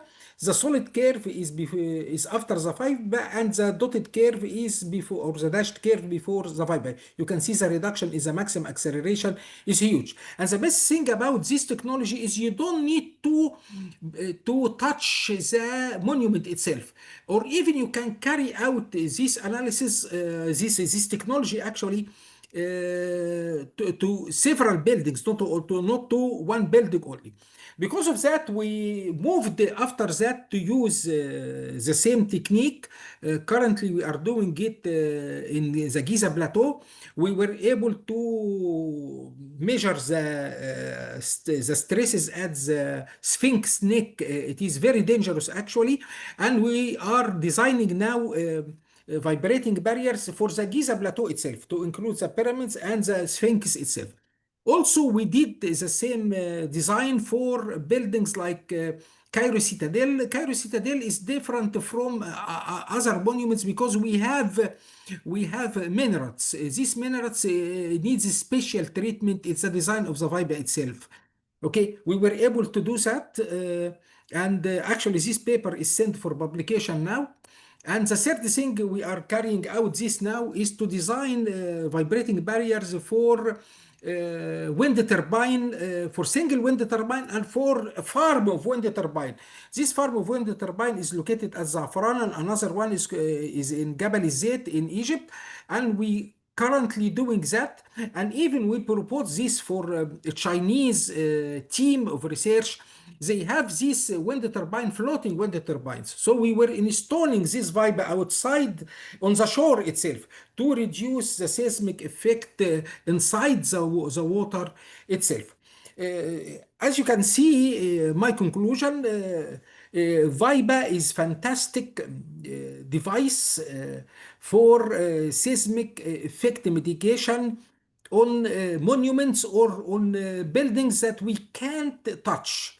Okay, in the same time, we can place multiple VIBA actually for multiple buildings, or for a city, or for some. We can use it for what we call it resilience engineering, actually. Before I end my presentation, we are group actually at Cairo University Faculty of Engineering called the Boundary Element Analysis Group. We are expert in both artificial intelligence and computational mechanics, whether it is solid mechanics or fluid mechanics. This is our building, and we have huge computational facilities, more than 10 workstations connected together to a server. And we are now about 26 researchers, and we will be pleased to join any research group or any consultation team to carry out any joint project or something like that. Thank you for your listening. I'm ready for any question now. Thank you very much, Prof. Rashid, for this nice presentation and for keeping the time of the presentation. Actually, the presentation merged modern techniques for assessment of ancient structures and reduces the effect of seismic forces in a very substantial, wonderful way. Thank you so much for your presentation. And now Thank for, you. excuse me? Thank you. Thank you. Thank you. And now for the I final. think we have 2 questions or something like that. I can see, I can read. Yeah. Agree that it is time to move, okay, to shift system to water. No. This is maybe old one or something like that. Yes, Do you these have are any old question or ones, something? but I do prefer if we keep all the questions until the end of the sessions. Okay. Thank you. I'm okay. No, absolutely. Thank you Thank so you much. again, Professor Al-Hakim, for allowing me for this nice opportunity, actually. It's our pleasure. Thank you, Professor. Thank you. And finally, we are pleased to welcome Prof. Sharif Murad, whose work in the field of structural engineering has had a profound impact on the construction industry. Prof. Murad is currently Professor of Structural Engineering at the Faculty of Engineering, Cairo University. He was the former Dean of the same faculty from 2012 till 2016. He has obtained his PhD degree from the University of California. Prof. Murad has been engaged in many research projects under the umbrella of UNESCO and in some Egyptian codes. He is also an active member in preparation and modification of many Egyptian codes and standards. He is a chair of committee for example, he is a chair of a committee for updating the Egyptian code for structural steel designs and many other codes. So let's welcome Prof. Murad, and you can start your presentation. Thank you. Thank you very much, Chairman, for the introduction. I'm just checking, is the slides showing on your screens, and is my voice clear? Yes, it's clear. Perfect. Thank you. It's okay. I'm lucky to have a presentation after Dr. Yusuf's one, because it's also about heritage structures, although the structures that I'm going to talk about are a bit younger than his. He was talking about the pyramids and the... No, but you are the big boss, Professor. But in my case, I'm going to talk about the structure that I thought would be interesting, because although it is structure, it is water related. It is the Cairo Aqueduct wall. I'm sure everybody who's traveled in Egypt, in Cairo, has seen these large walls that not clear what they're doing, and they are actually were used to carry water from the Nile to the citadel. So I'm going to give a quick historical background about them, and then see what we were trying to solve, go through the methodology, and finally the conclusions. The idea of the Cairo Aqueduct was initiated during the reign of Saladin. He was anxious to make sure that he has a water supply to the citadel, especially if they were attacked and they want to make sure that they can get their supply of water. So the idea was to get the water from the River Nile, raise it using water wheels. They were driven by cattle, and then leave them on an open channel to go downwards to the citadel.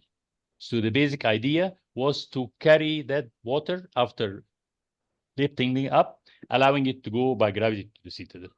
The construction started during the reign of Nasser Muhammad bin Qalawun, that was 1321 AD, and was completed by the reign of Sultan al-Ghuri, 1491. Of course, since that time, it has been restored several times, has been changed. For example, it had openings. At certain points, some of these openings were blocked to use it as a defensive wall. The height of the wall varies from 17 meters at its highest height, and as low as 3 meters, very close to at least the parts that remain from. So if you look at the plan on the left, the water wheel is close to the Nile for the intake, and then there is a way along the with the aqueduct to reach the citadel. If you look at the photo at the right, so after the wheel, these are the typical arches that would carry the water on top of them. So it's only a small channel at the top of the arch that would carry the water. The Egyptian Antiquity Authorities is the body that's responsible for restoration of monuments, and they started a project for restoring the wall maybe 10 years ago. Because the wall is long, it was divided into 3 phases. The first one was at the intake, and then the next 2. After the restoration of the monument itself, then there was a bit of planning and landscaping to clear the area from the adjacent buildings. And I think right now the first part is already clear and visible for tourists. This is the photo from the top, and you can see a couple of members of our team on top of the wall, and you can get the idea of the height, how high is the wall. This is, of course, the highest area, which is close to the intake. Again, one more photo, and you notice that they typically would build the structures a little bit slanted, inclined to the back. Because if they build it 100% vertical, people looking from down would have the effect that it's actually inclined towards them. So the culture was to build them inclined a bit to the back so that they don't seem falling apart. And you see from this picture before the completion of the renovation, how some buildings were really adjacent and close to the monument. Okay, so our task was to come up with a numerical model that would really represent the structure. It's a challenge because of lots of things. Of course, the structure is complex. The materials used there are different. There are lots of deterioration at certain points. And of course, you cannot model them stone by stone. You have to use what we call a smeared model and use some kind of averaging to represent the stones with the mortar in between and everything.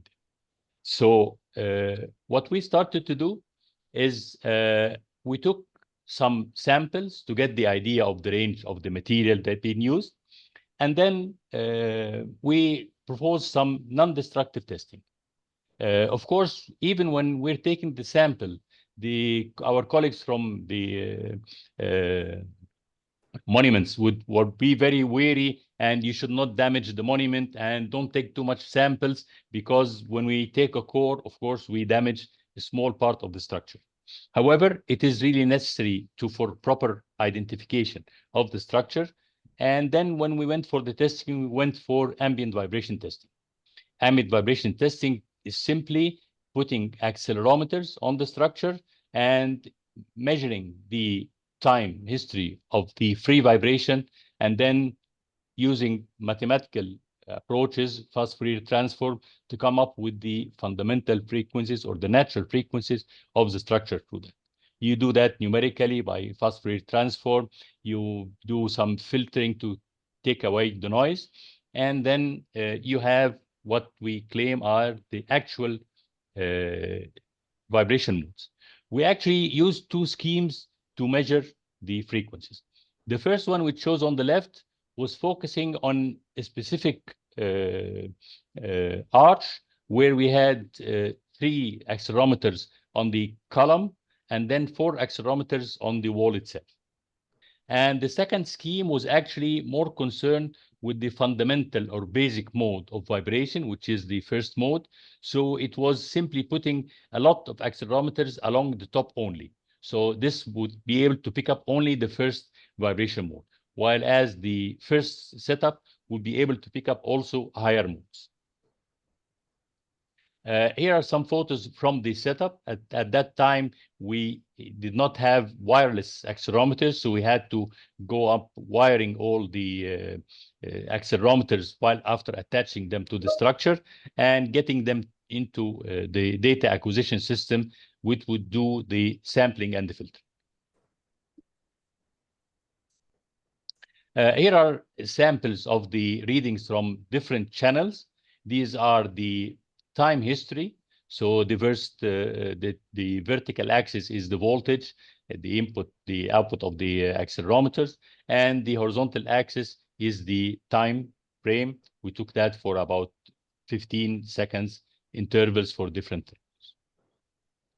And then the next step would be doing some fast Fourier transforming and filtering to come up with the power spectral density function and try to pick up the peaks that represent the modes for the different structures, for the different setups of the accelerometers that we used. And then at the left, here are the mode shapes that we picked up from the experimental testing. The set on the left, of course, is for the setup that we had for the accelerometers that were included in the column between the arches, as well as the 4 at the top. Whereas the second set was for the accelerometers that were all placed on a single line along the top. And for each mode, we were able to identify frequency and the mode shape for that. Now we come for the finite element model. So we took a part of the wall. As you see, the boundary conditions at the bottom are fixed because that's the foundation. And then at the end of the model and the beginning of the model, we had a restraint for the lateral movement so that we can stop the model at a reasonable number of elements. The figure here shows the vibration modes, first mode, second mode. You notice here the second mode, it's not only bending, it is also sinusoidal in the direction perpendicular to the height. So these are samples of the mode shapes that we picked up from the finite element model. This is the model itself and how it incorporated the actual structure with the different wall thicknesses and the different openings depending on the location of the model that we were using. And here are the mode shapes that correspond to the second model, which was basically focusing on the full length of part of the wall so that you can pick up the bending modes. And finally, the important thing is the validation of the numerical model. And this table shows the different modes. And we have the first column is the mode number. The second are the measured modes in second. And the third column is the calculated period from the numerical model. And you see the difference is not that large. Of course, for the measured modes and also for the calculated modes, there were a lot of local modes that we excluded, and we focused mainly on the global modes that involve the entire structure. In conclusion, the dynamic behavior of the historic aquifer wall, the Sur Magra Layun, was evaluated using ambient vibration. Many natural modes could be experimentally identified using a limited number of well-placed accelerometers. The dynamic characteristics of the aquifer included the natural frequencies, mode shapes, as well as an estimate for the damping ratios. The models were used to tune and calibrate a 3D finite element model. So the values and the parameters of the finite element model, whether they were an equivalent Young's modulus for the entire structure or the end conditions and support conditions, were tuned so that the model can pick up the same natural frequencies that were picked up from the numerical, of course, to a certain extent.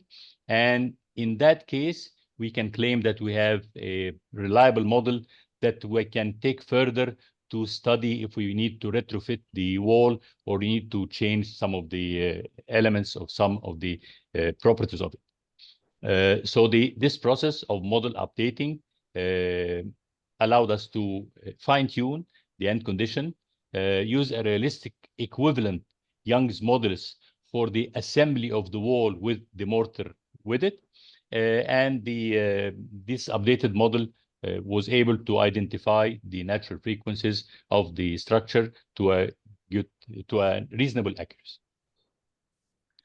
Finally, I'd like to acknowledge the Engineering Center for Archaeology and Environment, ECAI, at the Faculty of Engineering Cairo University, which this work was done. It was a very important experience to work with a team that included historians, archaeologists, surveyors, architects, planners, hydraulic engineers, material experts, and structural engineers, and that collaborative effort is the ticket to success. I'd like to thank you for your attention. If you have any questions, I would be glad to answer them. Thank you so much, Prof. Murad, for your nice presentation. I believe that your presentation really has an added value for all of us to keep the structure healthy and using dynamic measurements at the field and integrate this with numerical modeling. It's really a big effort. Thank you so much for your presentation. And now it's time for the question and open discussions. I guess we have some messages in the chat box. Let me open, or you can raise also hands to place your question. So I'll start one by one. So the first question is from Dr. Adil Ahmed Mahdi. He is asking, what is the extent of UNESCO's UNESCO contributions to preserving Egypt's water chair? Just a moment. Does it take into consideration the possibility of the delta being submerged in the future? Do you agree that it is time to move from a shift system?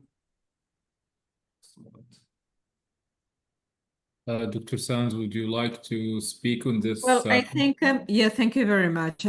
Yes, allow me please just to thank all the presenters. And I think it has been interestingly very complementary. So, and I think we have a vision that came from different kind of disciplines, but I saw with a lot of interest that in fact some of the results presented came from a very important academic platform with different kind of disciplines working together. So I think it's a pleasure. Rather than just to go ahead to answer a question, perhaps 2 or 3 things that I have in mind. It seems to me interesting because so history and archaeology have been there, but even a recent, very, very recent archaeology is there, and a lot of innovation to try to apply it for different kind of monumentalities, and one of them could be the Nile industrial heritage, but not specifically. So I think it's for us that it has been a very big overarching kind of vision, and always interesting and suitable to operate in different kind of archaeological monumental context. Let's go to the Nile River itself. So UNESCO is not pushing Egypt to present or just to nominate, not here and not in any country. The philosophy of a universal and multilateral convention of UNESCO vis-a-vis heritage, natural or cultural, is just to accompany the efforts of a national authority.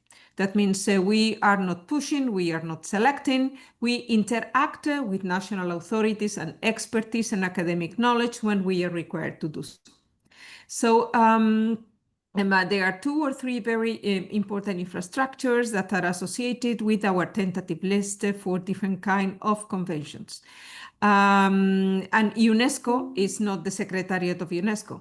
UNESCO is a representation of a multilateral platform that represents more than 196 countries. That means the geography of the Earth planet. And they are, of course, organized in different kind of committees, and as a multilateral organization, is the opinion of the governments, of course, supported by the best academic sources, to decide what is going to be inscribed on the World Heritage List.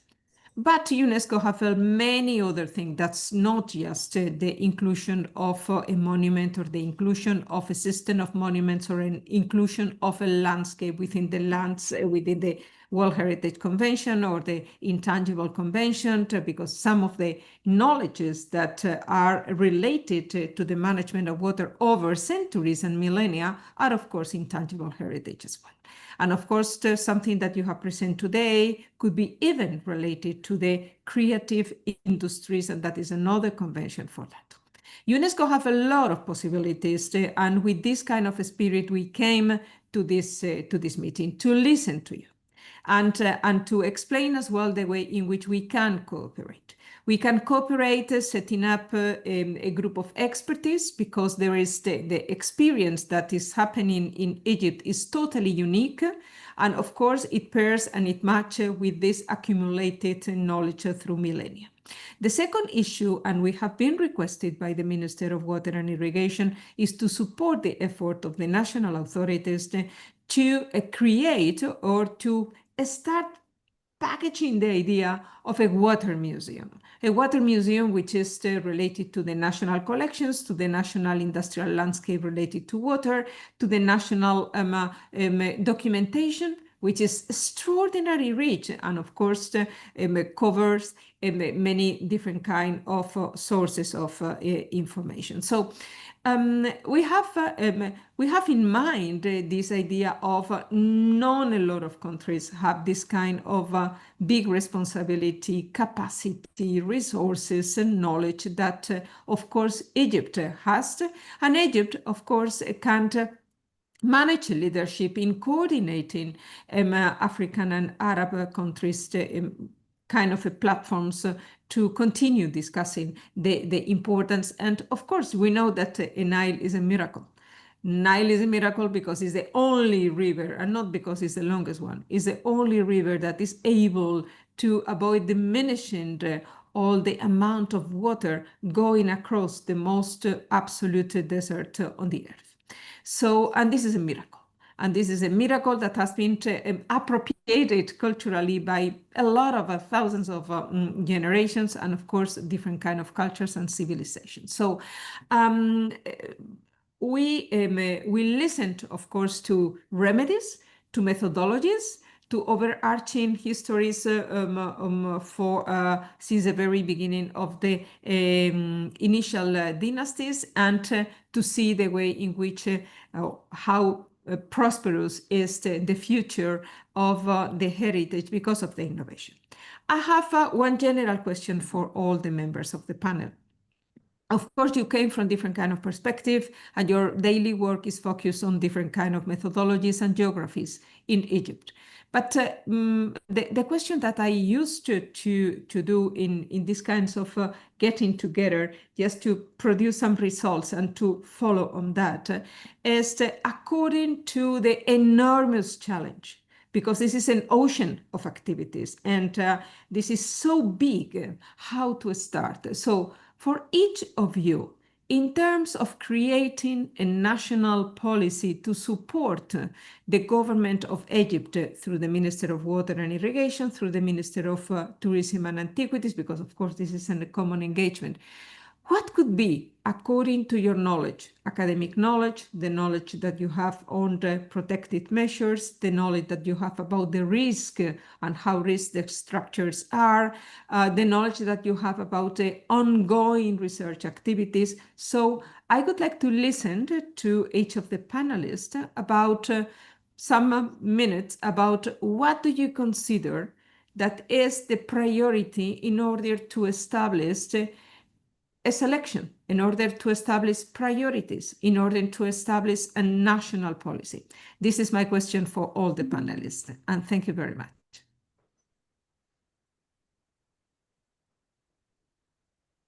Thank you, Dr. Sands. Thank you.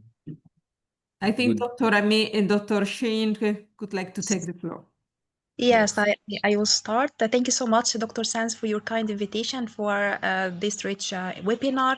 I think the first step is making mapping for all the historical barrages, mapping by the government in cooperation with the UNESCO and cooperation, of course, with the research institutes in Egypt and heritage professionals to define what kind of barrages that we can listed on the World Heritage Sites and prepare the conservation and management plan for such barrages. Mapping is the first step, I guess, to know how many historical barrages that is still in good condition and what kinds of interpretation of these barrages, and not only barrages, the hydraulic stations as well that near to the barrages and serve the barrages as well. It's considered one of the industrial heritage landmarks. So I guess this is the first step from my point of view, and this, as you have already mentioned, of course, need a group of experts to do this in close coordination with the government. Thank you. Thank you. Thank you so much. Professors. I'd also like to add something to answer your question. So actually, in the Ministry of Water Resources and Irrigation, and particularly the Grand Barrages sector, the reservoir and Grand Barrages sector, has developed its decision supporting system for prioritizing the structure that should undergo rehabilitation programs or strengthening or repair. So they actually do regular field measures and observations, and they do some numerical analysis and check, and even they take some samples from the barrage itself, and according to the results, they can take the action of going to set a priority for this structure to undergo repair, or it is still in a healthy condition. So this is actually some activities is done in the which is done now in or adopted in the Ministry of Water Resources and Irrigation. So yes, thank you. We know very well because our contact with the minister and with the ministry representative is a daily contact.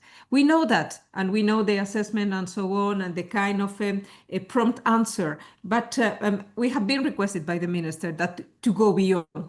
That means to establish a plan, you need to have all of this university that and goes a little bit beyond different kind of specific measures or a number of measures, but just to establish like a UNESCO used to do, my colleagues used to put forward, which is a policy. And this is part of our work. And for us, as always, we would like to be, of course, guided by the best academic knowledge. That's why I put the question to the experts, the expertise that we have listened to.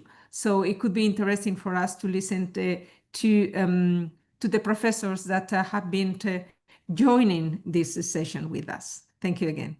Yeah, okay. So actually, the Grand Barrage and sector have set some algorithm that give each structure a rank. So they put, for example, and for everything they evaluate, they put a weight. They and finally they make a score to every barrage, so that they can know the priority of undergo some rehabilitation program or not. So thank you very much. I hope that. Thank you. Thank you, Dr. Ahmed. And I do believe this relates to the first presentation we had for the day, right, with Dr. Yasser? Yes. So this is a good way of taking it, right, chronologically. So Dr. Yasser, regarding Dr. Sands' question about future recommendations.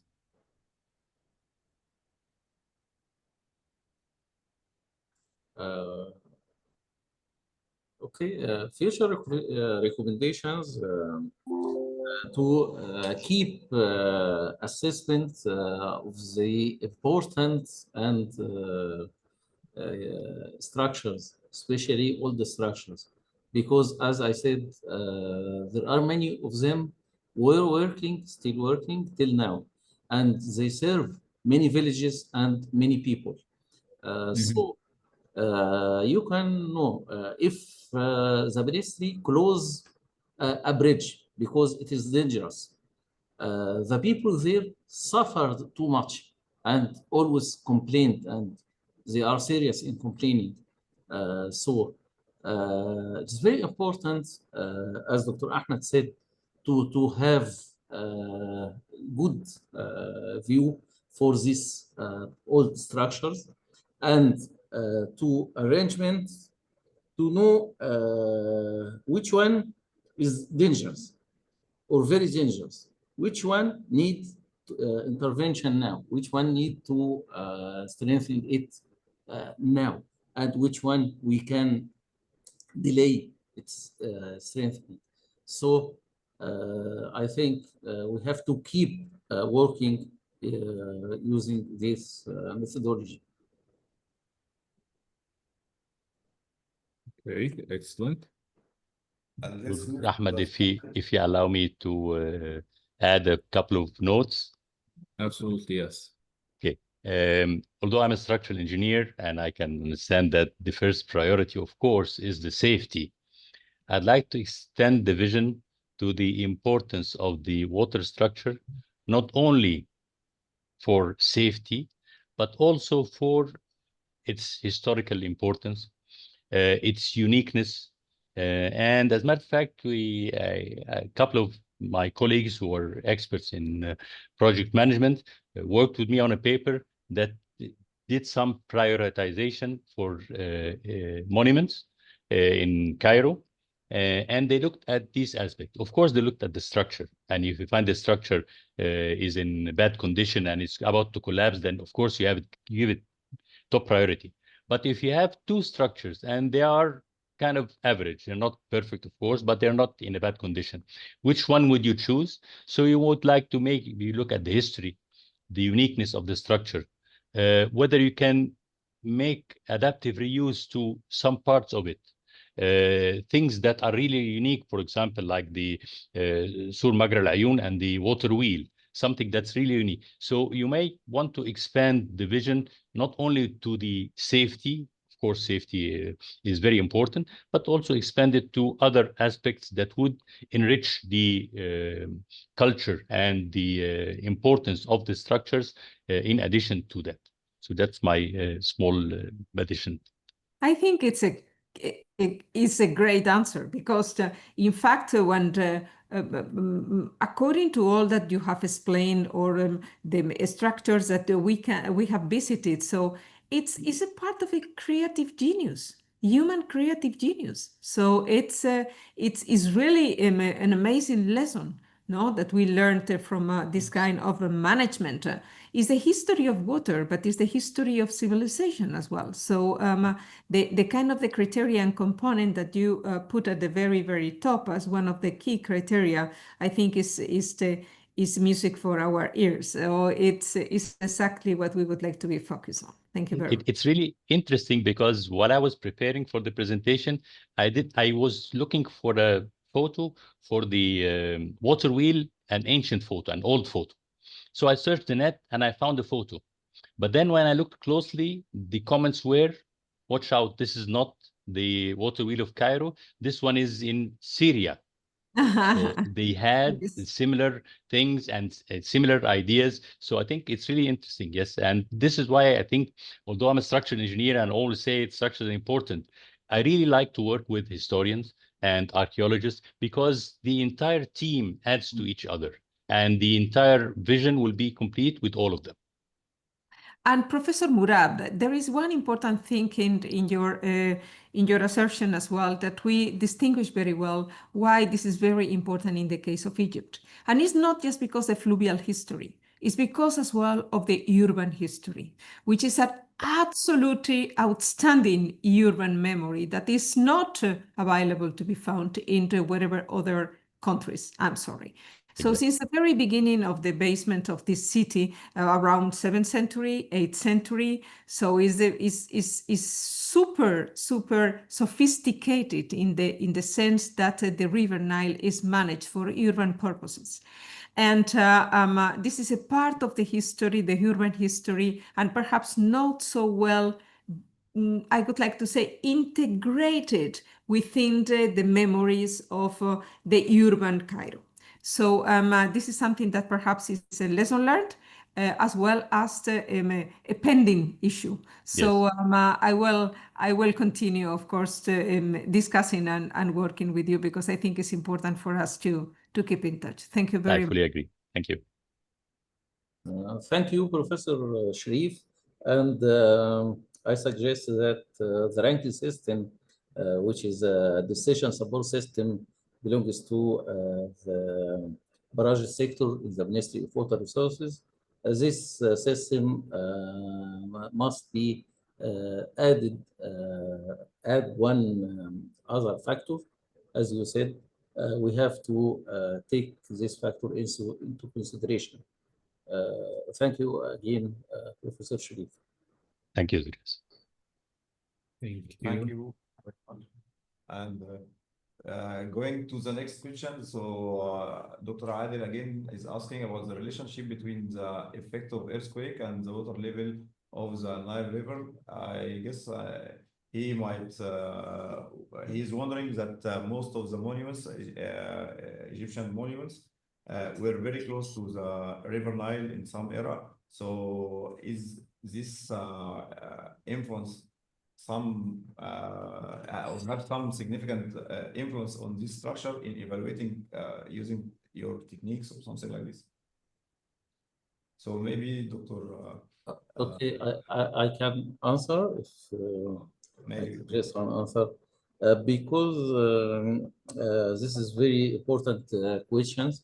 But I would like to mention that the difference in the levels in the River Nile is not too much. But the important factor is Nasser Lake. When the Dams Lake empty or filling the Dam Lake, it is there is a relation between emptying and filling and earthquakes, and we can observe this by the accelerometers there, and many of our colleagues try to make a relation between the levels in the Nasser Lake, because you add too much mass to the earth. This mass was not found before. So when you add millions of tons to the crust of the earth, of course, it will make something difference and make the faults which causes earthquakes to move. So we have noticed this, and this is a fact in the earthquake resistant structures. When we build a high dam or a big dam, and the dam of the lake causes earthquakes or triggered earthquakes.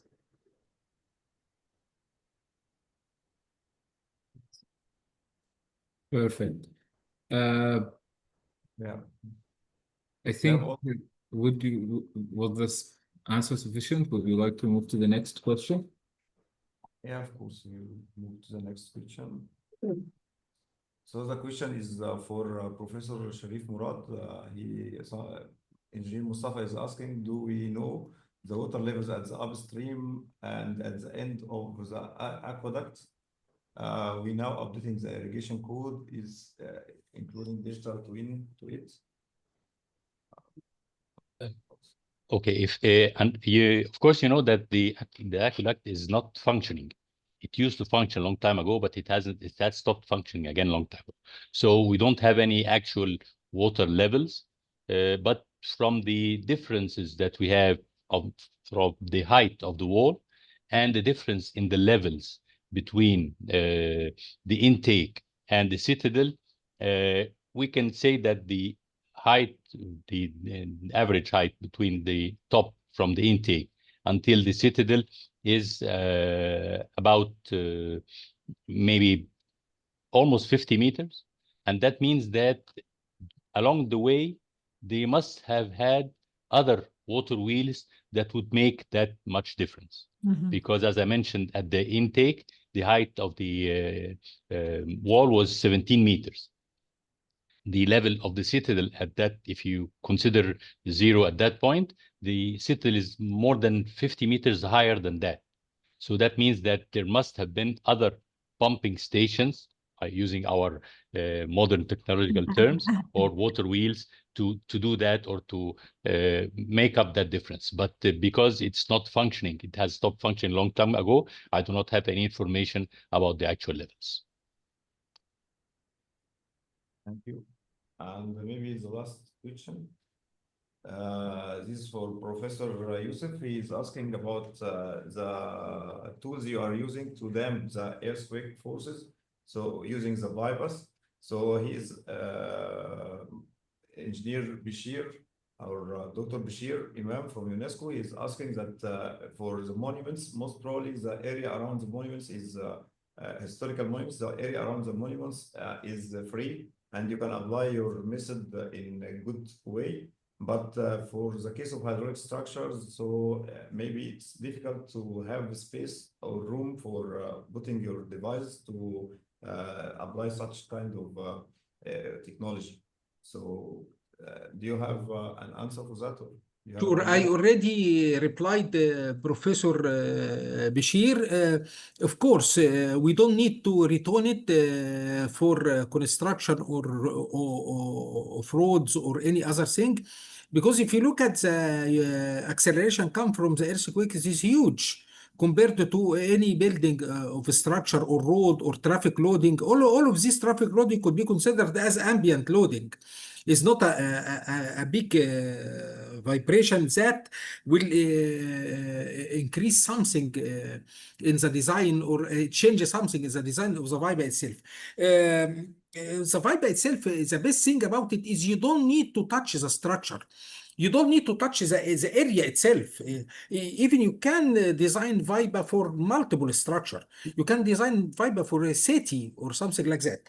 Because of that, I would like to highlight Viba could be used for something we call it resilience engineering. Resilience engineering and the disaster management against earthquake and something like that. Okay? He's asking also about submerged Viba. We haven't used any submerged Viba because it will have structure fluid interaction system. So we prefer to keep it onshore to protect something inside the water or something like that. As I told you in the last point of my presentation, we proposed installing Viba onshore to protect the floating wind turbine inside the water itself. Thank you. And I have one question to Professor Youssef also. Okay. I guess that the earthquake forces is coming from deep ground surfaces or deep ground to the surface. So actually, when I make some Viba instrumentation just around the surface, it needs to go deeper to isolate this kind of waves that's coming to the structure.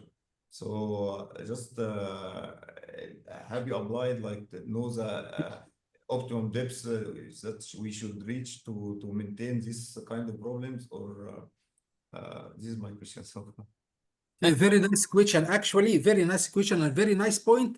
I would like to tell you something. At the moment, we haven't tried the multiple Viba. Currently, we are testing this now because we'll have Viba interaction.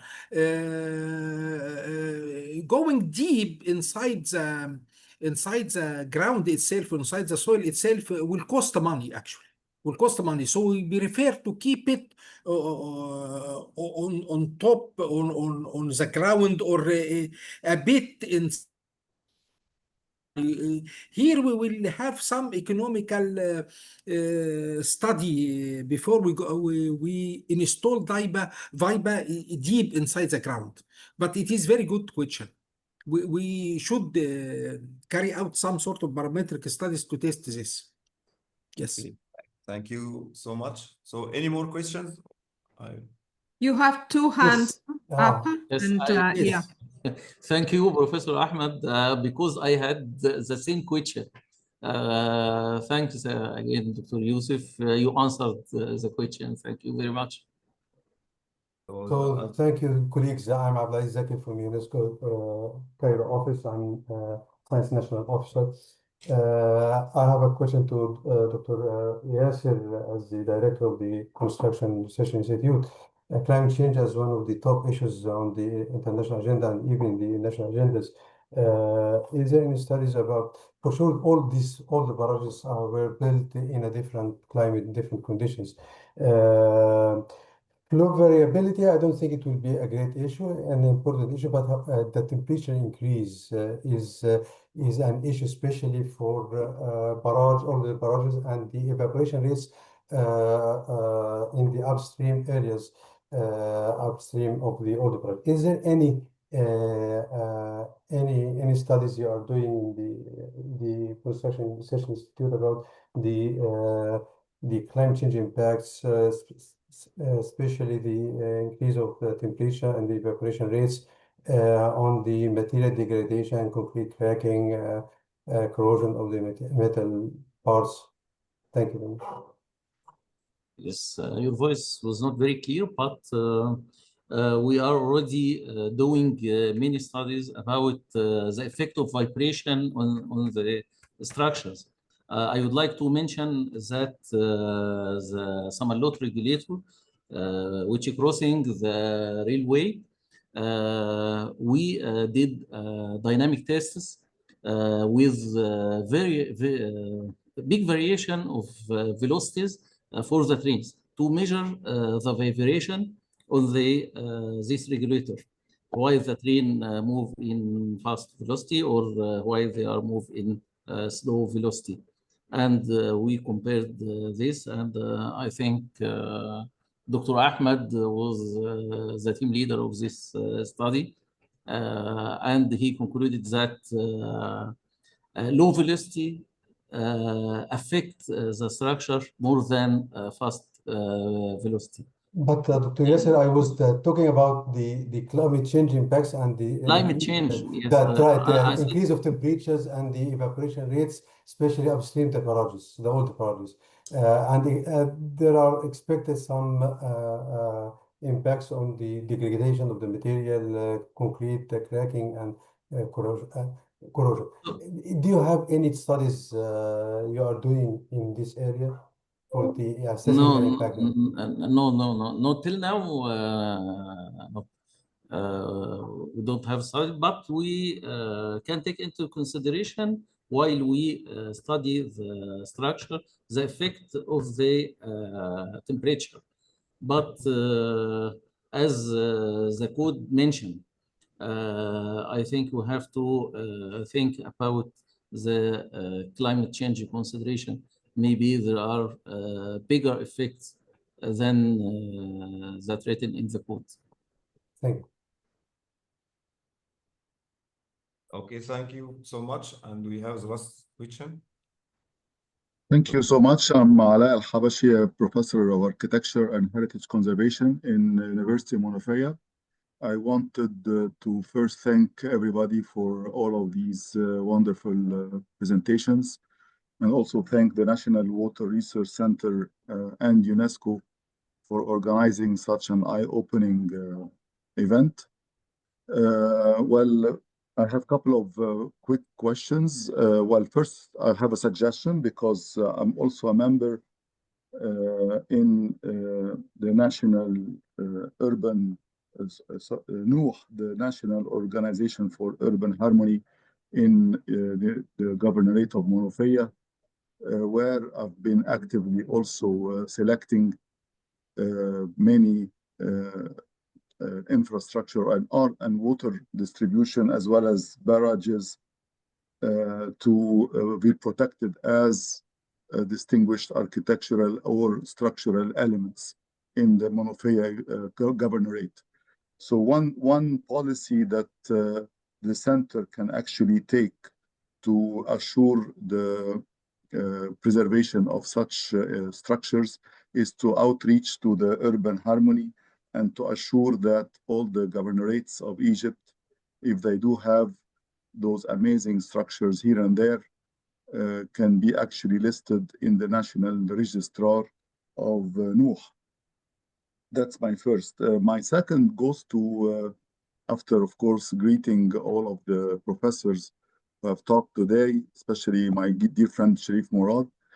But actually, my question goes to Dr. Shireen, because her presentation was very much aligned with the way we think as conservationists in the field of heritage. Because she proposed a sort of a registrar or a documentation for all what is left of those wonderful structures, and maybe also adding more from ancient Egyptian structures that are still preserved here and there. So my main question is to Dr. Shireen, whether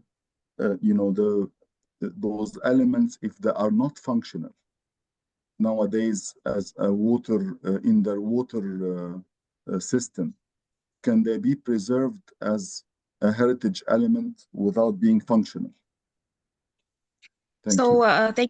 Thank you so much, Dr. Ala, for your kind question. Actually, as I mentioned at the beginning, when Dr. Sanz asked her question, I think we need first to map all the parages and all such sites, and following the ICMOS charters, the principles of conservation of industrial heritage sites.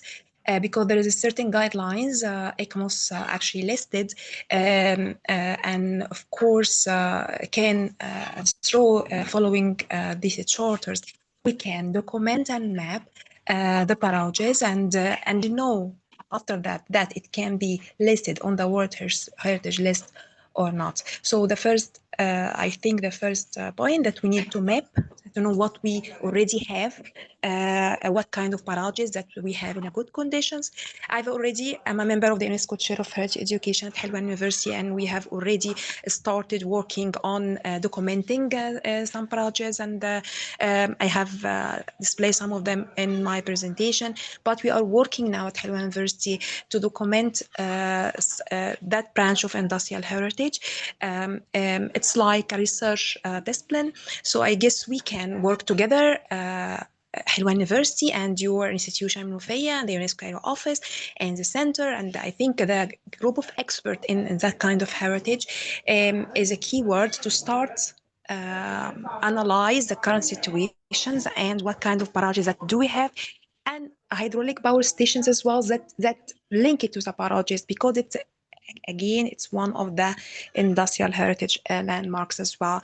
So I think this is the first step from my point of view. In order to set a policy, we need to set a working group and start on mapping and work together in order to define what kind of parages that we can be listed on the World Heritage List, and following the ICMOS Charter. And as well, the representative of TICI, and I'm a member of TICI, the International Committee for Conservation of Industrial Heritage, and that committee is working closely with UNESCO and ICMOS on the advising industrial heritage site to be listed on the World Heritage List, with more specific, of course, following the World Heritage Conventions, and because some industrial heritage sites like bridges and parages have already listed as a World Heritage Site. So I think we can, through following all these conventions and working together, we can make the current situation analysis and then define. So I think this is a starting point that we can start together to work together. So as a representative of Helwan University, and we are welcoming the cooperation. I think you know Dr. Rasham Tawer, the member, the head of the Heritage Education at Helwan University, the UNESCO chair, and I'm a member of that chair. We can work together and work with the center and work with the UNESCO Cairo office in order to set that current situation analysis. I hope I have answered your question. Thank you, Dr. Shireen. I was actually pointing more on, sorry, go ahead. It's a long discussion, but Yeah, it can be taken if elsewhere. Dr. Havasi, if I may, one perhaps additional point that I think is very important to take into consideration according to your pertinent question.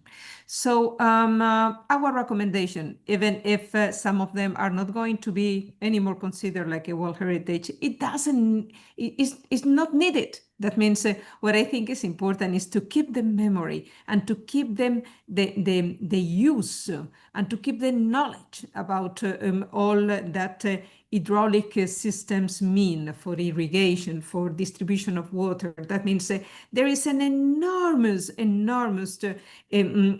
heritage here. So this is a unique case, starting by a kind of typologies that are not evidence or trace in any other place on the earth. So I think that in the case of the typologist, I didn't know about urban harmony, but of course, this is something that UNESCO can put at the service of Egypt. That means all of our work, it has been mentioned with the Tiki and with many other organizations. So because this is unique, so we need a super tailor-made jacket for the case of Egypt. And for the case of the Nile heritage associated to the memory of water and to the present of the management of water. So second, I think this universe, which is very complex, and I'm going to say something about one of your specialities as well, which is landscape. That means not just one specific structure, but the conception and the transformation of the landscape over years.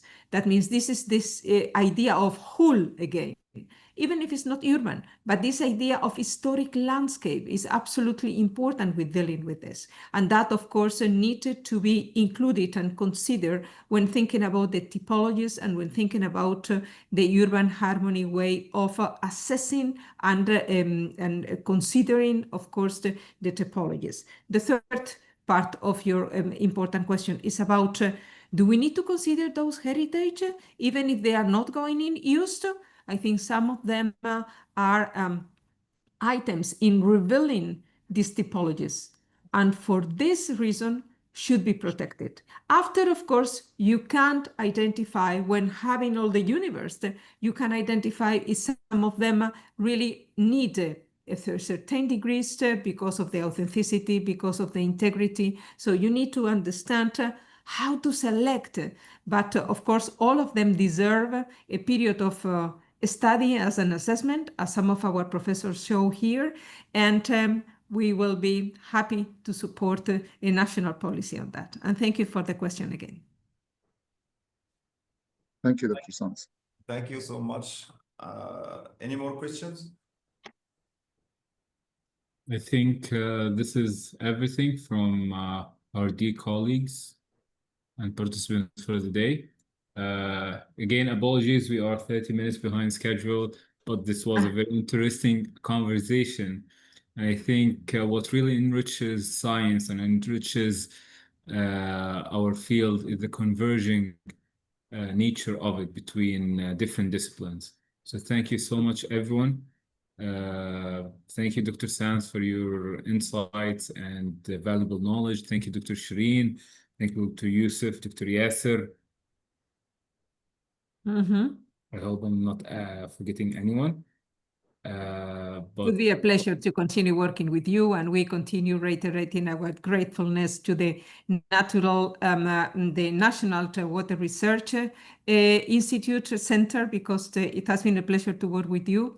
My best wishes to your director that is just sent back to me a WhatsApp. He couldn't be available today, but in any case, we will love to continue working with you on this and many other topics. Thank you all. It has been great. I thank my team, my colleagues, and I thank Ahmed for an amazing work in a short period of time, but giving so successful results. Thank you very much. Thank you so much. Thank you very much.